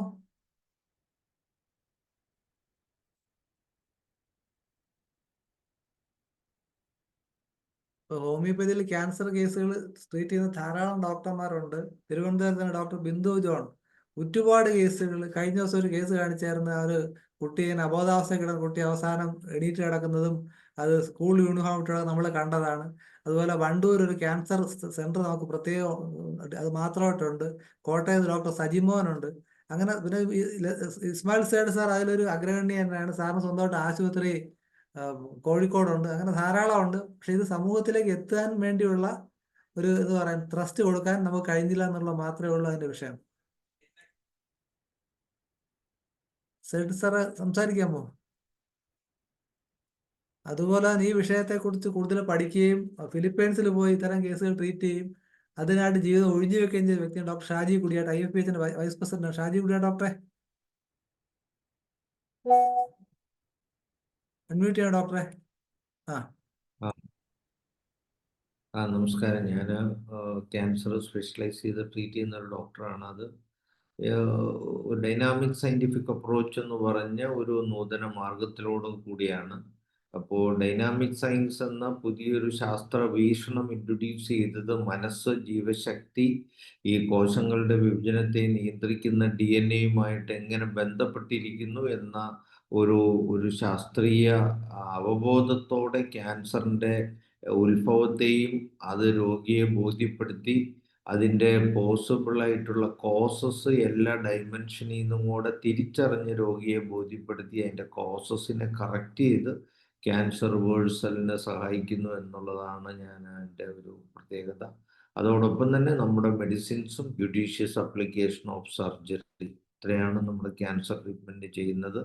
അതൊരു 3rd സ്റ്റേജ് വരെ നമുക്ക് ഏറ്റവും നല്ല എഫക്റ്റ് നമുക്കാണ് കൊടുക്കാൻ പറ്റുന്നതെന്ന് വളരെ അഭിമാനത്തോടെ നമുക്ക് പറയാൻ പറ്റും. അപ്പം അതിൻ്റെ അകത്ത് നിസ്സംശയം നമുക്കത് പറയാൻ പറ്റും. വരും കാലത്തിൽ ഇതൊക്കെ ലോകം അറിയപ്പെടും. ഹോമിയോപ്പതി ലോകത്തിലെ 1ാമത്തെ ചികിത്സാ ശാസ്ത്രമായി മാറുമെന്നുള്ളതിന് യാതൊരു സംശയവും വേണ്ട. നമ്മൾ അതിനോട് നീതി പുലർത്തി ചികിത്സിച്ചാൽ മാത്രം മതി. അത് ആത്മാർത്ഥമായിട്ട് ഇതിനെ കാണുന്ന എല്ലാവർക്കും അത് ബോധ്യം വരുന്നതാണ്. സമൂഹത്തിൽ ബോധ്യം വരാനായിട്ട് ഇതിൻ്റെ രോഗികൾ ഉൾപ്പെടെ നമ്മളോട് ചേർന്ന് പ്രവർത്തിക്കേണ്ടതുണ്ട്. അതുകൊണ്ടാണ് IFPH എന്നുള്ള സംഘടന ഡോക്ടർമാർ മാത്രം ഉൾപ്പെട്ടതല്ല. ഹോമിയോപ്പതി സ്നേഹികളും ഹോമിയോപ്പതി വെൽവിഷേഴ്സിനെ ഒക്കെ ഉൾപ്പെടുത്തിയുള്ള ഒരു കൂട്ടായ ശ്രമം ലോകത്ത് നടത്തി ഈ മഹത്തായ ചികിത്സാ ശാസ്ത്രത്തെ ലോകത്തിൻ്റെ മനുഷ്യരാശിയുടെ നന്മയ്ക്കായിട്ട് നിലനിർത്തുന്നതിനും മാക്സിമം ഉപയോഗപ്പെടുത്തുന്നതിന് ലോകത്തെ അറിയിക്കുന്നതിനും വേണ്ടിയാണ് ഈ കൂട്ടായ്മ ഫോം ചെയ്തിട്ടുള്ളത്. ഇതിനോടകം തന്നെ 70-ൽ പരം രാജ്യങ്ങളിൽ നമ്മൾ എത്തിപ്പെട്ടിട്ടുണ്ട്. ഇനിയും നമ്മൾ വളരേണ്ടിയിരിക്കുന്നു. നമ്മൾ ഓരോരുത്തരും വണ്ണാരക്കണ്ണനും തന്നാലായതെന്ന് പറഞ്ഞ പോലെ കൂട്ടായ ശ്രമം ഒരുമയോടെ നമ്മൾ നടത്തേണ്ടതുണ്ട്. നമ്മുടെ ജീവിതകാലത്ത് തന്നെ നമുക്ക് ഈ ഹോമിയോപ്പതിയെ ലോകത്തിൻ്റെ എല്ലാ നോക്ക് ആൻഡ് കോർണറിൽ എത്തിക്കുന്നതിനും ലോകത്തുള്ള എല്ലാ രാജ്യങ്ങളിലെ എല്ലാ സിറ്റിസൺസിനും ഹോമിയോപ്പതി ആവശ്യമുള്ളവർക്ക് അതിൻ്റെ ഉപയോഗം ലഭ്യമാക്കുന്ന ഒരവസ്ഥ ഉണ്ടാക്കിയെടുക്കുന്നതിനും സാധിക്കണമെന്നാണ് നമ്മുടെ ആഗ്രഹം. അതിന് നമുക്ക് കൂട്ടായി ശ്രമിക്കാമെന്ന് ആഹ്വാനം ചെയ്തുകൊണ്ട് നിർത്തുന്നു. ഓക്കെ, നന്ദി. അതുപോലെ തന്നെ ഇതേപോലെ ഒരു ആംബിയറുള്ള വ്യക്തിയാണ് ഡോക്ടർ ഭാഗ്യലക്ഷ്മി. ഭാഗ്യലക്ഷ്മി ഡോക്ടറെ ഇതെല്ലാം കേട്ടിരുന്നോ ഡോക്ടറെ? ഭാഗ്യലക്ഷ്മി ഡോക്ടറെ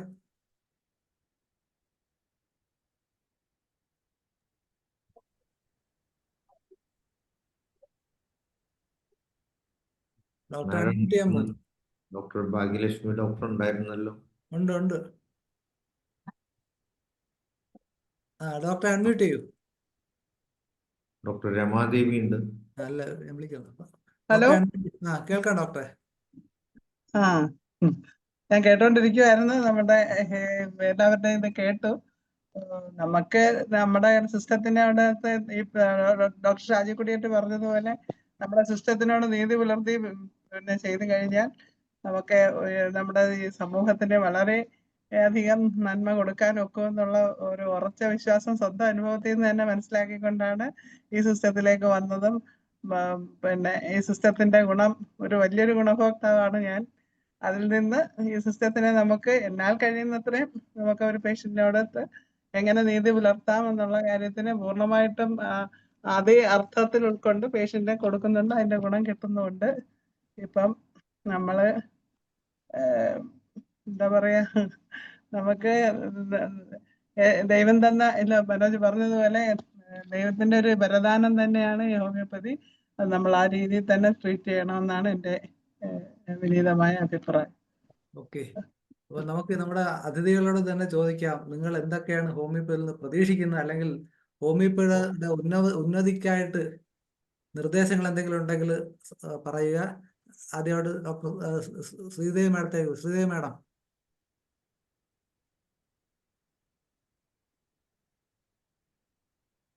അൺമ്യൂട്ട് ചെയ്യാമോ? നമുക്കെപ്പോഴും സമൂഹത്തിന് ഫീഡ്ബാക്ക് ആണ് ആവശ്യം, അല്ലാതെ നമ്മൾ പറയുന്നതിനേക്കാൾ ഉപരിയായിട്ട് എപ്പോഴും പൊതുജനങ്ങൾ അല്ലെ പബ്ലിക്കിന്റെ ഒരു എന്താ പറയാ സപ്പോർട്ടും നിർദ്ദേശങ്ങളും ആണ് ഏതിനെയും എന്തോന്ന് ഇമ്പ്രൂവ് ചെയ്യാൻ സഹായിക്കുന്നത്. അനിത മാഡം അൺമ്യൂട്ട് ചെയ്യാമോ?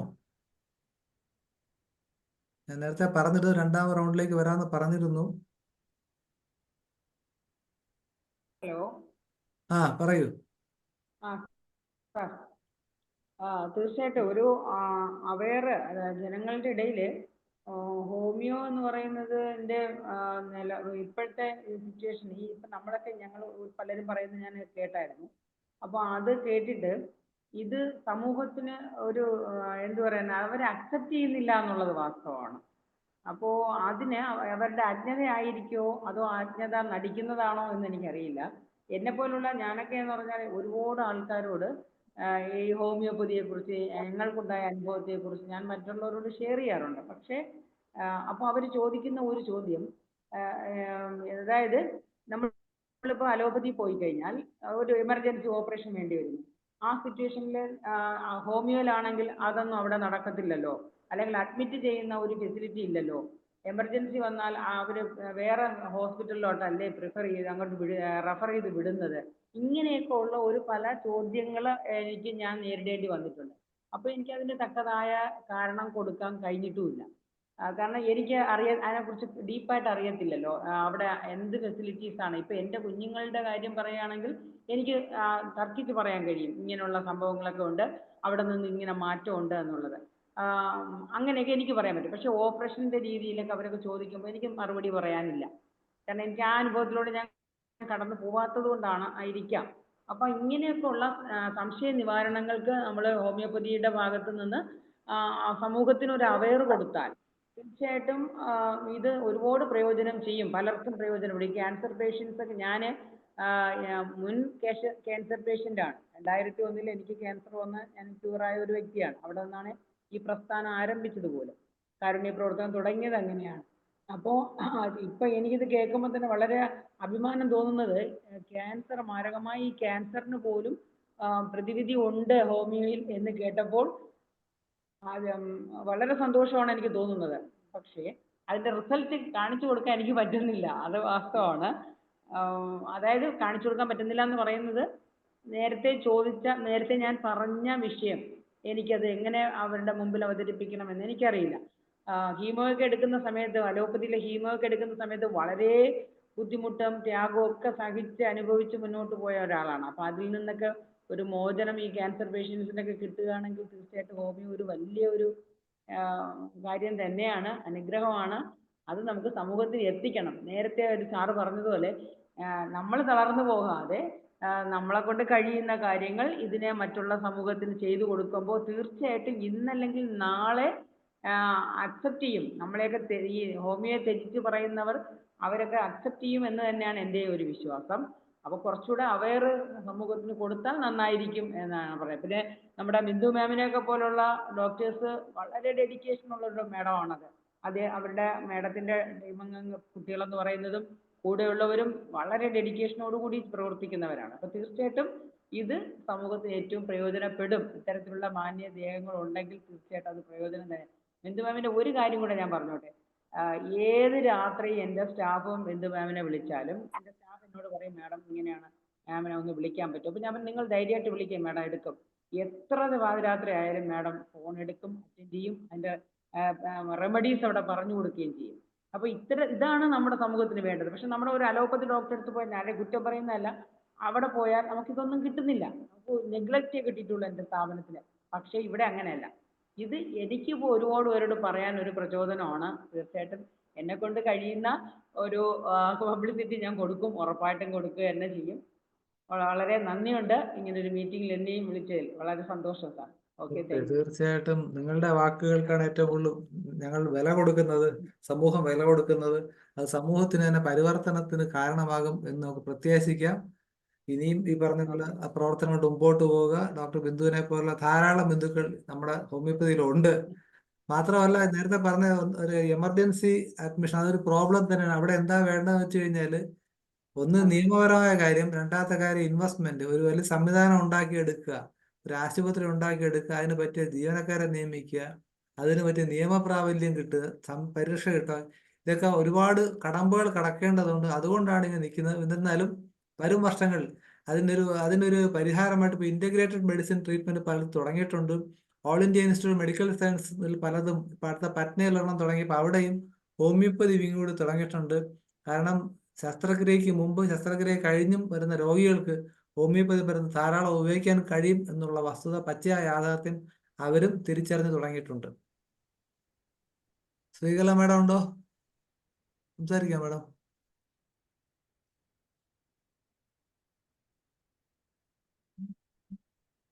ശ്രീജ മേഡം അൺമ്യൂട്ട് ചെയ്യാമോ?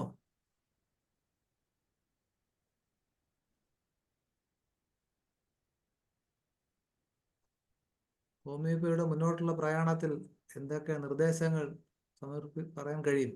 സാർ എന്നോടാണോ അതെ അതെ അതെ, പറയാം മേഡം. ഓക്കെ. അതെ സാർ, നമ്മളൊരു പ്രശ്നം എന്ന് പറയുന്നത്, നമ്മളിപ്പം എന്നെ പോലെ ഉള്ള അവസ്ഥയുള്ളവരുടെ ആദ്യം നമ്മൾ ഒരിക്കലും ഇങ്ങനെ ഒരു അനുഭവം വന്നു കഴിയുമ്പോഴത്തേക്ക് നമുക്ക് ഹോമിയോയിലേക്ക് പോയി കഴിഞ്ഞാൽ നമ്മൾ ഇത് നേരെയാകും അങ്ങനെ നമ്മൾ ചിന്തിക്കത്തില്ല. നമ്മൾ പെട്ടെന്ന് എത്രയും പെട്ടെന്ന് എന്താ ഒരു ട്രീറ്റ്മെന്റ് കൊടുത്തിട്ട് കുട്ടിയെ എങ്ങനെയും നേരെയാക്കുക. അപ്പൊ നമ്മളങ്ങോട്ട് ഓട്ടോമാറ്റിക്കായിട്ട് എല്ലാവരും ഇംഗ്ലീഷിലേക്ക് പോകത്തുള്ളൂ. അതാണ് കൂടുതലും നേരിടുന്ന ഒരു പ്രശ്നം. ഇപ്പൊ നമ്മളൊരു ഇങ്ങനത്തെ ഇവന്റെ അനുഭവം നമ്മള് ഒത്തിരി പേരൻസിനോട് നമ്മൾ പറഞ്ഞാലും ആദ്യം അവരാരും ഇതിന് തയ്യാറാവത്തില്ല. നമ്മൾ പറഞ്ഞു കഴിഞ്ഞു പിന്നെ നമ്മൾ മീൻസ് ഇതിലേക്ക് നമ്മൾ ലൈഫിൽ ഇതിങ്ങനെ പോയി കഴിയുമ്പോൾ നമുക്കൊരു ഇനി ഒന്നും ചെയ്യാനില്ല ഒരു അവസ്ഥ എത്തുമ്പോഴാണ് നമ്മൾ മറ്റു കാര്യങ്ങളെ പറ്റി ചിന്തിക്കുന്നത്, മറ്റു ട്രീറ്റ്മെന്റിനെ പറ്റിയൊക്കെ ചിന്തിച്ചു തുടങ്ങുന്നത്. അപ്പം നമ്മളോടിപ്പോ വേറെ ഇതുപോലെ ഉള്ള പേരന്റിനോട് നമ്മൾ പറഞ്ഞാലും പെട്ടെന്ന് ആദ്യം എന്നിട്ട് ഒരിക്കലും അവര് തയ്യാറാവത്തില്ല. അതാണ് നമ്മളിപ്പോ നേരിടുന്ന ഒരു വലിയ പ്രശ്നം. നമ്മളിത് പറഞ്ഞു കഴിഞ്ഞാൽ നമുക്ക് പെട്ടെന്ന് ഇല്ല നിങ്ങൾ ആദ്യം തന്നെ ഹോമിയോയിലേക്ക് പോവുക അങ്ങനെ പറഞ്ഞു കഴിഞ്ഞാൽ അവർ പോകാൻ തയ്യാറാവില്ല. അതാണ് ഇപ്പം നേരിടുന്ന ഒരു പ്രശ്നം. നമുക്കത് പെട്ടെന്ന് അതിലേക്ക് ഈ ട്രീറ്റ്മെന്റിലേക്ക് കൊണ്ടുവരാൻ നമുക്ക് ഇപ്പൊ എന്റെ അനുഭവം തന്നെ പറയാം. എനിക്കിങ്ങനെ മോന് പ്രഷർ ഇങ്ങനെ വന്നു എന്ന് അറിഞ്ഞു കഴിഞ്ഞാൽ പിന്നെ ആദ്യം ഞാൻ ശ്രീചിത്ര അതെ ഞാൻ ചിന്തിച്ചത്, അതിനപ്പുറത്തോട്ട് ഞാൻ ചിന്തിച്ചില്ല. നമ്മൾ പിന്നെ ആ അനുഭവത്തിലൂടെ പോയി കഴിയുമ്പോഴാണ് നമ്മള് എന്താ പറയുക, നമ്മൾ കൈവിട്ട് കഴിയും, നമുക്കിനി ഒന്നും ചെയ്യാനില്ല ഇംഗ്ലീഷിൽ നിന്ന് ചിന്തിച്ച് കഴിയുമ്പോഴാണ് നമ്മൾ മറ്റു ട്രീറ്റ്മെന്റിനെ പറ്റിയൊക്കെ എത്തുന്നത്. അതാണ് കൂടുതൽ പേരൻസ് നേരിടുന്ന ഒരു പ്രശ്നം. നമ്മൾ ഇംഗ്ലീഷിന് അത്രയും നമുക്കൊരു ഇതിനെക്കുറിച്ച് കൂടുതൽ ആൾക്കാർക്ക് അത്ര പോരാ, അത്ര അറിയില്ല. അതാണ് അതിനിങ്ങനെ ഫിറ്റ്സിനൊക്കെ ഇങ്ങനെയൊക്കെയുള്ള അല്ലെങ്കിൽ ഇങ്ങനെ ഡിലേക്കൊക്കെ ഇങ്ങനെ മരുന്നുകൾ ഉണ്ട് എന്നുള്ള കാര്യങ്ങള് കൂടുതൽ ആൾക്കാരിൽ എത്തിയിട്ടില്ല എന്നുള്ളതാണ്. അപ്പൊ ആ എത്തിക്കുക എന്നുള്ള ഒരു മഹാദൗത്യത്തിന്റെ ഭാഗമാകാൻ നിങ്ങളെപ്പോലുള്ളവരും കൂടെ തയ്യാറാവുക എന്നാണ് എനിക്ക് പറയാനുള്ളത്. എന്തായാലും പങ്കെടുത്തത് നന്ദി. അടുത്തത് സുജാത മാഡം എന്ത് പറയുന്നു?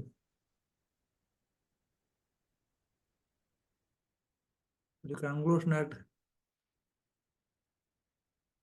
ആ കക്ഷി ഇപ്പൊ കേറാന്ന് പറഞ്ഞിട്ടുണ്ടേ. ശരി. എന്താ പുള്ളിയുടെ പേരെന്താ സാറ്? പവിത്രൻ. ശരി, ഞാൻ നോക്കിക്കോളാം സാർ, നോക്കിക്കോളാം. സുജാത മാഡം സംസാരിക്കാമോ? ഓക്കെ. ഇത് കേട്ടുകൊണ്ടിരിക്കുന്ന നമ്മുടെ പ്രിയപ്പെട്ട ഡോക്ടർമാർക്കും ഹോമിയോപ്പതി സ്നേഹികൾക്കും എന്തെങ്കിലും പ്രതികരണങ്ങൾ ഉണ്ടെങ്കിൽ ദയവായിട്ട് ഹാൻഡ് റൈസ് ചെയ്യുക. ഇതിൽ നിന്നൊരു കാര്യം വ്യക്തമാണ്, എവിടെയാണ് പ്രോബ്ലം എന്നുള്ളത്. ഒന്ന് ഇൻവെസ്റ്റ്മെന്റ്, രണ്ട് എഫർട്ട്. ഈ രണ്ട് കാര്യങ്ങളാണ് അതിനകത്ത് വേണ്ടത്. ഷാജി കുട്ടിയെ ഡോക്ടറെ അൺമ്യൂട്ട് ചെയ്യാമോ?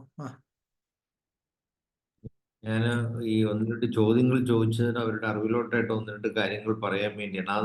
ഒരാൾ വന്നിട്ടുണ്ട്, ആള് സംസാരിച്ച് കഴിഞ്ഞിട്ട് സംസാരിക്കും. ഇല്ല, കിരൺ ചന്ദ്ര ജോയിൻ ചെയ്തത്. കിരൺ ചന്ദ്ര.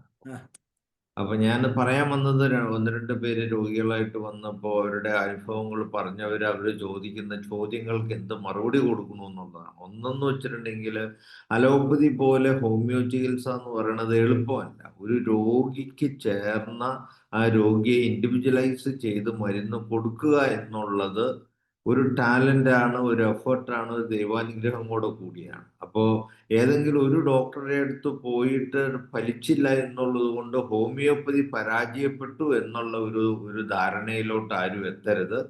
ആ ഹോമിയോപ്പതിയിലോട് ഒരു സമർപ്പണം വേണം. ആ സമർപ്പിതരായിട്ട് ചികിത്സിക്കുന്ന ഡോക്ടർമാരാണ് ഹോമിയോപ്പതിക്ക് ആവശ്യം.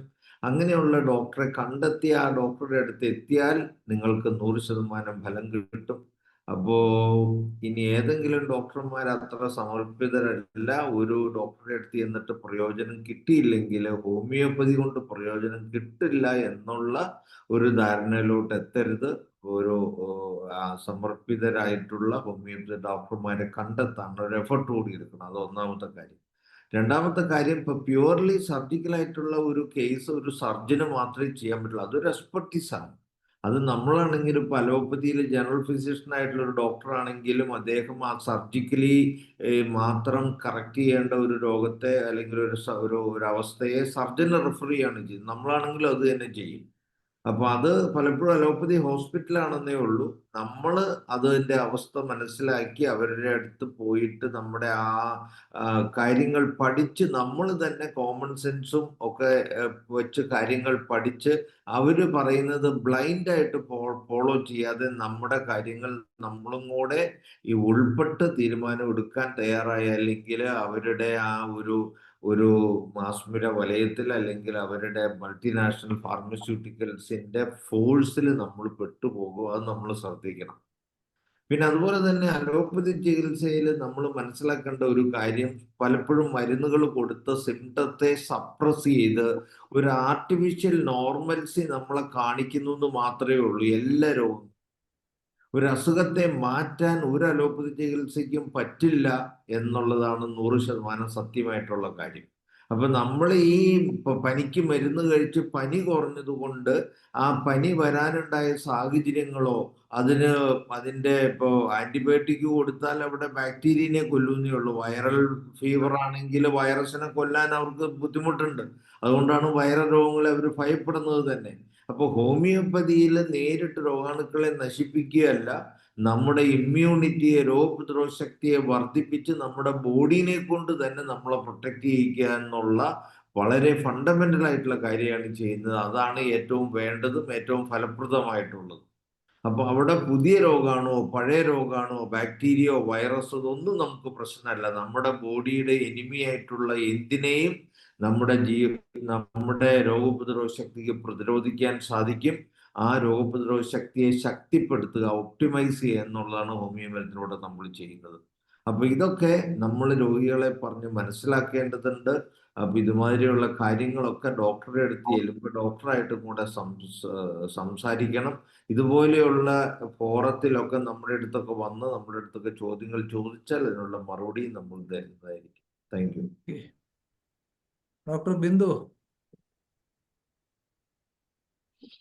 സമൂഹത്തിൽ എന്താണ് പ്രതീക്ഷിക്കുന്നത്? അതെ,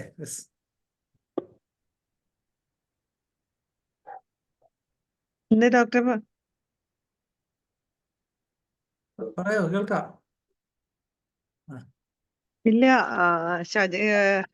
ഷാജിക്കുട്ടി ഡോക്ടർ പറഞ്ഞതുപോലെ പിന്നെ വേറൊന്ന്, എമർജൻസി നമ്മളൊരു ഇന്റഗ്രേറ്റഡ് സിസ്റ്റം എപ്പോഴും, എൻ്റെ ഒരു അഭിപ്രായത്തില് എമർജൻസിക്ക് നമ്മള് ഇപ്പം വേറെ സിസ്റ്റംസിന് ആയിട്ട് കൈകോർക്കുന്നതിൽ യാതൊരു തെറ്റും ഇല്ല എന്നുള്ളതാണ്. നമ്മളെ കൊണ്ട് പറ്റില്ലാത്ത അല്ലെങ്കിൽ ഒരു എമർജൻസി വരുമ്പോൾ അങ്ങോട്ടേക്ക് റെഫർ ചെയ്യണതിൽ ഒരു തെറ്റും ഇല്ല എന്നാണ് ഞാൻ വിശ്വസിക്കുന്നത്. അത് ചെയ്താൽ നമ്മുടെ ഒരിക്കലും വില കുറയുകയില്ല. പക്ഷെ ഒരു ഇന്റഗ്രേറ്റഡ് മെഡിസിൻ ആയിട്ട് ഒരുമിച്ച് വർക്ക് ചെയ്യാൻ പറ്റിയാൽ അത് വളരെ നന്നായിരിക്കും. പിന്നെ നമുക്ക് മാനേജ് ചെയ്യാൻ പറ്റുന്നത്, ഇപ്പൊ സർജിക്കൽ കേസസിന്റെ കാര്യം ചോദിക്കുകയാണെങ്കിൽ സർജിക്കൽ കേസസ് എല്ലാം നമുക്ക് ഹാൻഡിൽ ചെയ്യാൻ പറ്റില്ല. പക്ഷെ നമുക്ക് പറ്റുന്നത് കൊണ്ട് ഏതൊക്കെയാണ് നമ്മുടെ ഡൊമൈനിൽ വരുന്നത്, അത് എവിടെയൊക്കെയാണ് റെഫർ ചെയ്യേണ്ടത്, ഏത് പോയിന്റിൽ റെഫർ ചെയ്യണം എന്നുള്ളത് നമ്മൾ അറിഞ്ഞിരിക്കണം. അതുപോലെ തന്നെ ഒരു സിസ്റ്റവും താഴെയല്ല, ഒരു സിസ്റ്റവും മുകളിലുമല്ല. എവിടെ വെച്ച് ആർക്ക് ഏത് ലിമിറ്റ് വരെ എന്ത് ചെയ്യാൻ പറ്റും എന്നുള്ളത് പരസ്പരം അറിഞ്ഞ് അങ്ങോട്ടും ഇങ്ങോട്ടും പരസ്പര ബഹുമാനത്തോടു കൂടി വർക്ക് ചെയ്യുകയാണെങ്കിൽ അതിനൊരു കുഴപ്പവും വരില്ല. ഒരു ഉദാഹരണം പറഞ്ഞാൽ, എൻ്റെ സിസ്റ്റർ ഗൈനക്കോളജിസ്റ്റ് ആണ്. ഒരു ഡെർമോയിഡ് സിസ്റ്റോ അല്ലെങ്കിൽ അങ്ങനെ എന്തെങ്കിലും ഒരു ഓവറിൻ സിസ്റ്റ് വന്നാലും ഞാൻ അനിയത്തിക്ക് അത് അയച്ചു കൊടുക്കുകയാണ് ചെയ്യാറ്. അപ്പോൾ അത് ഗ്രേറ്റർ ചാൻസ് ഫോർ ടോർഷൻ ഉണ്ട്. സൈസ് വലുതാണെങ്കിൽ അവൾ എൻ്റെ അടുത്ത് പറയാറുണ്ട്, വെച്ചോണ്ടിരുന്ന് കോംപ്ലിക്കേറ്റഡ് ആക്കണ്ട, പ്രത്യേകിച്ച് യങ്ങർ ഏജ് ആണെങ്കിൽ. കാര്യം പ്രഗ്നന്റ് ആവാനുള്ള ചാൻസ് വരെ നഷ്ടപ്പെടാൻ സാധ്യതയുണ്ട്. അതുകൊണ്ട് നീ വെച്ചിരുന്ന് കോംപ്ലിക്കേറ്റഡ് ആക്കേണ്ട, സർജറിയാണ് നല്ലത് എന്ന് പറയുമ്പോൾ ഞാൻ അത് അനുസരിക്കാറുണ്ട്. എന്നാൽ പോളിസിസ്റ്റിക് ഓവറി പോലുള്ള അല്ലാത്ത കണ്ടീഷൻ വന്നാൽ അവൾ തന്നെ പേഷ്യൻസിൻ്റെ അടുത്ത് പറയാറുണ്ട്, ഇതിന് പ്രത്യേകിച്ച് മെഡിസിൻസ് ഒന്നും എടുക്കണ്ട, വെയിറ്റ് ലോസ് മതി, അതല്ലെങ്കിൽ ഹോമിയോപ്പതി ട്രൈ ചെയ്ത് നോക്കാൻ പറയാറുണ്ട്. പേഷ്യൻസിനെ റെഫർ ചെയ്യാറുമുണ്ട്. അപ്പൊ അത് ഒരു പരസ്പര വിശ്വാസം. അതുപോലെ തന്നെ കസിന്റെ ഹസ്ബൻഡ് കാർഡിയോ തൊറാസിക് സർജൻ ആണ് ചിത്രയില്. ഡോക്ടർ വിവേകിനോടും ഞാൻ കേസസ് ഡിസ്കസ് ചെയ്യാറുണ്ട്. വിവേകും പറയാറുണ്ട്, നിങ്ങളുടെ മെഡിസിൻ തന്നെ കണ്ടിന്യൂ ചെയ്താൽ മതി, കുഴപ്പമില്ല. റീസെന്റ് പുള്ളിയുടെ ഫ്രണ്ടിന്റെ കുട്ടിക്ക് ഓട്ടിസം, അപ്പൊ എൻ്റെ അടുത്ത് ചോദിച്ചു, ഞാൻ പറഞ്ഞു വിട്ടേക്കാം, അങ്ങോട്ടൊന്ന് നോക്കാൻ ഞാൻ സജസ്റ്റ് ചെയ്തിട്ടുണ്ടെന്ന്. അപ്പൊ അത് നമ്മൾ ചെയ്യുന്നത് അവർക്കും അറിയാം, എവിടെ നമ്മളൊരു ഒപ്പീനിയൻ ചോദിക്കുന്നത് കൊണ്ടും തെറ്റില്ല. അത് പബ്ലിക്കിനും അറിയണം എവിടെയാണ്, അല്ലെങ്കിൽ എന്തൊക്കെ നമുക്ക് ചെയ്യാൻ പറ്റും. ഇപ്പൊ പൈൽസ് പോലുള്ളതിന് വെറുതെ പോയി സർജറി ചെയ്യേണ്ട കാര്യമില്ല, നേസൽ പോളിപ്പിന് പോയി സർജറി ചെയ്യേണ്ട കാര്യമില്ല, ഫിസ്റ്റുല നമ്മുടെ കയ്യിൽ മാനേജബിൾ ആണ്. പക്ഷെ ഇതൊന്നും പൊതുജനത്തിനെ സംബന്ധിച്ചോളം അറിയില്ല, എവിടെയൊക്കെയാണ് എന്തൊക്കെ സർജിക്കൽ കേസസ് ഹോമിയോപ്പതിയിൽ ഹാൻഡിൽ ചെയ്യാൻ പറ്റും, എന്തൊക്കെ പറ്റില്ല. പക്ഷെ ഫ്രാക്ചർ പോലുള്ളതിന് ഡെഫിനറ്റ്ലി അത് അലോപ്പതിയിൽ പോയി ചെയ്തിട്ടേ കാര്യമുള്ളൂ. ഒരു സർജിക്കൽ ഇന്റർവെൻഷൻ വേണ്ടത് ഏതൊക്കെ കേസസ് ആണെന്ന് അവരോട് അത് നമ്മൾ ഷെയർ ചെയ്താലേ അവർക്ക് മനസ്സിലാവുള്ളൂ. എന്നാലേ അവർക്കും അത് മറ്റുള്ളവർ ചോദിക്കുമ്പോൾ പറയാൻ പറ്റുള്ളൂ. അതാണ് എൻ്റെ ഒരു ഒപ്പീനിയൻ. ഒരു നല്ലൊരു ധാരണയാണ് ആവശ്യം. ഇപ്പൊ ഇന്നത്തെ കാലത്ത് എല്ലാം ഔട്ട്സോഴ്സിംഗ് ആണ്. ഇപ്പൊ ഒരേ എഞ്ചിൻ തന്നെ, ഫിയറ്റിന് എഞ്ചിൻ എത്രയോ വാഹനങ്ങളുണ്ട്. ഫിയറ്റിന്റെ എഞ്ചിനുള്ള മറ്റൊരു എടുക്കലൊന്നുമില്ല. അപ്പൊ ഈ ഔട്ട്സോഴ്സിങ്ങിന്റെ കാലമാണ്. ഈ പറഞ്ഞ പോലെ ഓരോന്നിലും ഏതാ വേണ്ടത് അത് സ്വീകരിക്കുക എന്നുള്ളത് മാത്രമേ ഉള്ളൂ. അവിടെ ഈ പറഞ്ഞ ഊപ്പർ വാല നീച്ച വാല ഒന്നുമില്ല. കിരൺ ചന്ദ് ശ്രീമാൻ കിരൺ ചന്ദ് IFPHന്റെ സെക്രട്ടറിയാണ്, ഹോമിയോപ്പതി സ്നേഹി കൂടിയാണ്. കിരൺ ചന്ദ് സംസാരിക്കാമോ? നമസ്തേ സർ, എല്ലാവർക്കും നമസ്കാരം. ഞാൻ ഇന്ന് ഈ അനുഭവങ്ങളുടെ വേദി ഇച്ചിരി തിരക്കായിപ്പോയി, താമസിച്ച് കയറി ക്ഷമ ചോദിക്കുന്നു, വേറെ കുറച്ച് തിരക്കുകളുണ്ടായിരുന്നു. അനുഭവങ്ങൾ പങ്കുവയ്ക്കുന്ന വേദി ആയതുകൊണ്ട് കഴിഞ്ഞ 2-3 ദിവസങ്ങൾ അടുപ്പിച്ചുണ്ടായ അനുഭവങ്ങളുടെ ഒരു കാര്യം പങ്കുവയ്ക്കാൻ ആഗ്രഹിക്കുന്നു. ഇപ്പൊ ബിന്ദു മാഡം പറഞ്ഞ ഇന്റഗ്രേറ്റഡ് മെഡിസിന്റെ അതിനോട് ചേർത്ത് വായിക്കാം. എൻ്റെ മകൾക്ക് കഴിഞ്ഞ ദിവസം സ്കൂളിൽ നിന്ന് വന്നപ്പോൾ സിവിയർ ഡയറിയ, വോമിറ്റിംഗ്, നോസിയേറ്റഡ് ആയിട്ടാണ് വന്നത്. വരുന്ന വഴിക്ക് വൈഫാണ് വിളിച്ചുകൊണ്ട് വന്ന് തീരെ വയ്യാണ്ടായപ്പോൾ തൊട്ടടുത്തുള്ള ഒരു ക്ലിനിക്കിൽ പോവുകയും അലോപ്പതി ക്ലിനിക്കിൽ പോവുകയും അവര് ട്രിപ്പ് ഇടുകയും എംസിറ്റ് കൊടുക്കുകയും ചെയ്തു. അത് കഴിഞ്ഞ് ഞാൻ ഓഫീസിലേക്കും പോയി. അദ്ദേഹം മോൾ വീട്ടിലെത്തി ഒരു ഏകദേശം രാത്രി 9-10 മണിയായപ്പോൾ വീണ്ടും പ്രശ്നമായി. അത് പിന്നെ ഹൈപ്പോടെൻഷൻ പോലെയായി, ഡെലിവറി മൂലം കാണിച്ച പാനിക്കൊക്കെ ആയി. വീണ്ടും കൊണ്ടുപോയി, വീണ്ടും തൊട്ടടുത്തുള്ള വീട്ടിലുള്ള ക്ലിനിക്കിൽ കൊണ്ടുപോയി, ബ്രദറിൻ ലോ ഒന്ന് കൊണ്ടുപോയി ട്രിപ്പ് ഇട്ടുകൊണ്ടിരുന്നപ്പം ഞാൻ അപ്പോഴത്തേക്ക് അവിടുന്ന് ഓഫീസിൽ നിന്ന് എത്തിയപ്പോഴത്തേക്കും ആശാട്ടി വീണ്ടും വൊമിറ്റ് ചെയ്തു. ക്യാനിലായിട്ട് ട്രിപ്പ് ഇട്ടുകൊണ്ടിരുന്ന സമയത്ത് തന്നെ വൊമിറ്റ് ചെയ്ത് അങ്ങ് അൺകോൺഷ്യസ് ആയി. ഞാനപ്പോ എൻ്റെ അടുത്ത് അപ്പോൾ ഡോക്ടറും നഴ്സും വന്ന് പറയണേ, ഇത് എന്തോ ഒരു വൈറൽ സിംറ്റം, ഫുഡ് പോയ്സണിങ് ആയിരിക്കില്ല, വേറെ എന്തെങ്കിലും വൈറൽ ഇതായിരിക്കും, എത്രയും പെട്ടെന്ന് മെഡിക്കൽ കോളേജിൽ കൊണ്ടുപോകും, അവിടെ സർജറിയിലും കൂടെ കാണിക്കാനായിട്ട് ഇങ്ങനെ. അപ്പൊ എനിക്കെന്തോ ഞാൻ സ്വാഭാവികമായും ഞാൻ പാനിക്കായി, അച്ഛനെന്നല്ലേ. അടുത്ത നിമിഷം തന്നെ എനിക്ക് എങ്ങനെയാണെന്ന് അറിയില്ല, അനിൽകുമാർ സാറിന്റെ കോൾ വന്നു. സാർ ഇത് എന്ത് ടെലിപ്പതി കണ്ടുപിടിച്ചിട്ടാണെന്ന് എനിക്കറിയില്ല. ആ സമയത്ത് സാറിന്റെ കോൾ ഇങ്ങോട്ട് വന്നു. ഞാൻ കാര്യം പറഞ്ഞ ഉടനെ 12 മണിയായി ഏകദേശം. ആ സമയമായപ്പോൾ പറഞ്ഞു, ഞാൻ വീട്ടിലുണ്ടാവും, നീ വന്നിട്ട് വിളിച്ചാൽ മതി. ഞാൻ അവളെ കൊണ്ട് വരണമെന്ന് ചോദിച്ചു. പറ്റുമെങ്കിൽ കൊണ്ടുവരാൻ പറഞ്ഞു. ഞാൻ ചെന്നു.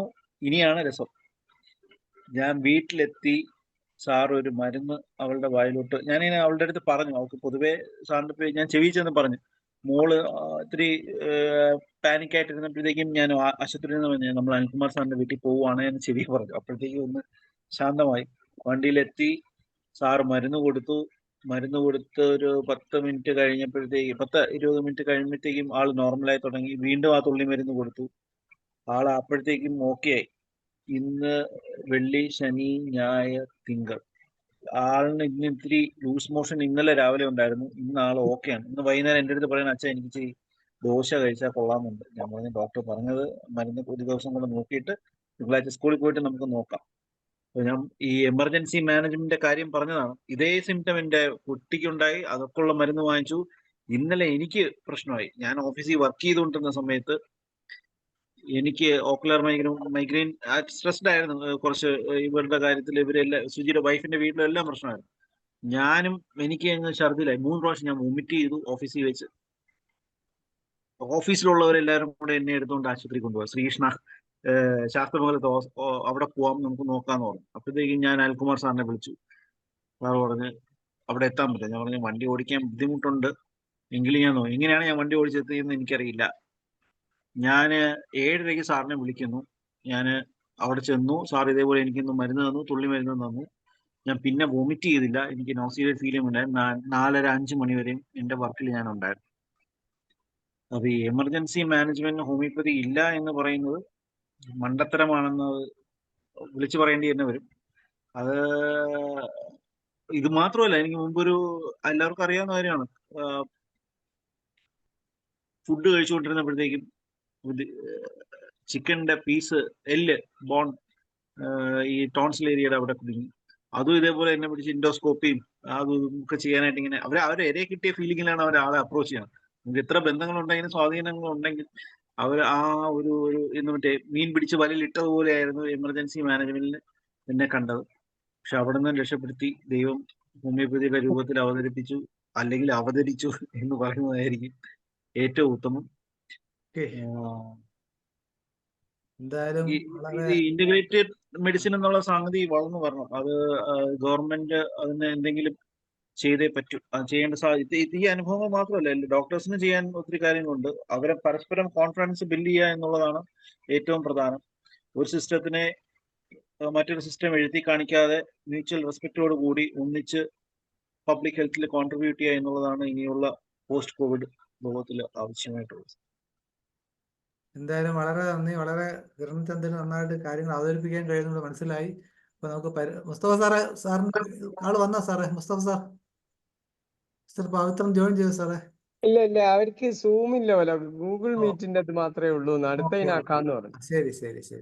അപ്പൊ ഇതുപോലെ സാർ ഇപ്പൊ ഒരു മെസ്സേജ് അയക്കുകയുണ്ടായത്, വെറ്റിനറിയിൽ എമർജൻസി മെഡിസിൻ ശരിക്കും പരീക്ഷണം നേരിട്ട് കണ്ടിട്ടുള്ള ആളാണ്. കാരണം ഒരു മനുഷ്യനെ ചികിത്സിക്കുമ്പോൾ അല്ല, ഒരു എഴുത്തിലൊക്കെ പോയി ചികിത്സിക്കുക എന്നുള്ളത്, കൊതുകടി, പശുവിന്റെ ചവിട്ട്, അല്ലെങ്കിൽ ഇങ്ങനെ പല പല കാര്യങ്ങളും തീവ്രമായ പരീക്ഷണങ്ങളെ ബേസ് വരുന്ന ഒരു വെറ്റിനറി സർജനാണ് മുസ്തഫ സാറ്. സാറ് ഇതിനൊക്കെ താമസിയാതെ നമ്മളെ ഈ വേദിയിൽ വരുന്നു പ്രതീക്ഷിക്കുന്നു. ഷൈല ഡോക്ടറെ, നമുക്ക് പരിപാടി അവസാനിപ്പിച്ച സമയമായി. നന്ദി പറയാം. Doctor Shaila, please. Thank you doctor Manoj. അപ്പോൾ എനിക്ക് ഈ ഒരു പ്രോഗ്രാം ഇന്ന് വായിച്ചപ്പോൾ എന്തോ ഒരു സംശയം തോന്നി. കാരണം രോഗശമനം കിട്ടിയവർ അനുഭവങ്ങൾ പങ്കുവയ്ക്കുന്നു എന്ന് പറഞ്ഞപ്പോൾ ഇപ്പൊ പേഷ്യൻസ് ഇങ്ങനെ വരുമോ എന്നുള്ളൊരു ആശങ്ക ഉണ്ടായിരുന്നു. എന്തായാലും ഒത്തിരി അനുഭവങ്ങൾ പങ്കുവയ്ക്കാനായി അനുഭവസ്ഥർ വന്നിരുന്നു. അതിൽ പ്രധാനമായിട്ടും നമ്മുടെ ശ്രീമതി ശ്രീദേവി നായർ, ശ്രീമതി ശ്രീജ എസ്, ശ്രീമതി അനിത സുരേഷ്, ഇവരെല്ലാം അവരുടെ അനുഭവങ്ങൾ, വിലയേറിയ അനുഭവങ്ങളാണ് അവർക്ക് പറയാനുണ്ടായിരുന്നത്. എന്തായാലും ഇതിനെല്ലാം കാരണഭൂതയായ ഡോക്ടർ ബിന്ദു ബിയർ വന്നിട്ടുണ്ടായിരുന്നു.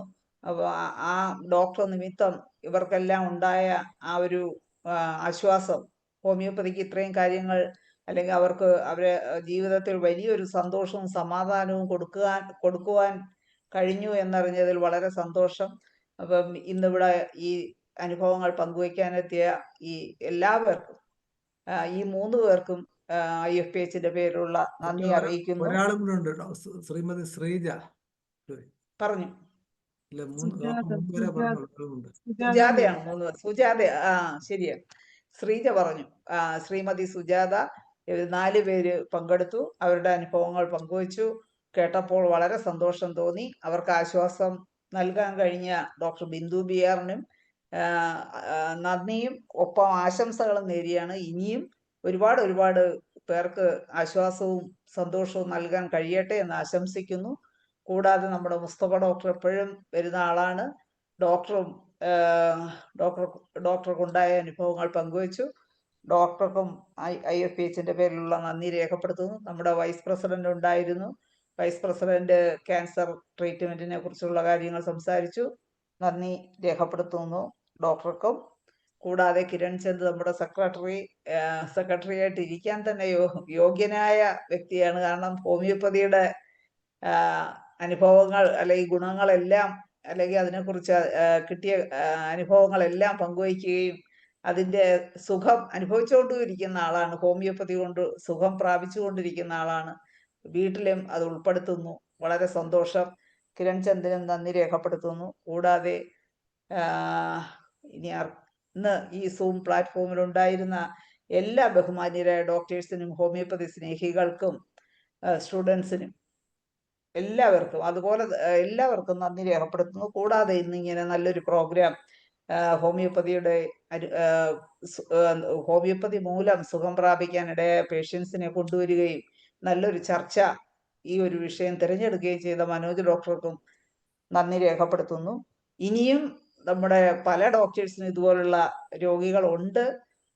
വല്ലപ്പോഴും ഇങ്ങനെ ഒരു ചർച്ച തീർച്ചയായിട്ടും ആവശ്യമാണ്. ഹോമിയോപ്പതിയുടെ നിലനിൽപ്പിനും ഹോമിയോപ്പതിയെ കുറിച്ചുള്ള ഒരു ധാരണ ജനങ്ങൾക്ക് ഉണ്ടാകുന്നതിന് ഇനിയും ഇതുപോലുള്ള ചർച്ചകൾ ഉണ്ടാകട്ടെ എന്ന് ആശംസിച്ചുകൊണ്ട് എല്ലാവർക്കും നന്ദി രേഖപ്പെടുത്തുന്നു. എന്തായാലും വളരെ ഭംഗിയായ ഒരു ചർച്ച നടന്നു. നാളെ ഇതേ സമയം വീണ്ടും കാണാം എന്ന പ്രതീക്ഷയോടെ നിർത്തുന്നു. ശുഭരാത്രി നേരുന്നു. നമസ്കാരം.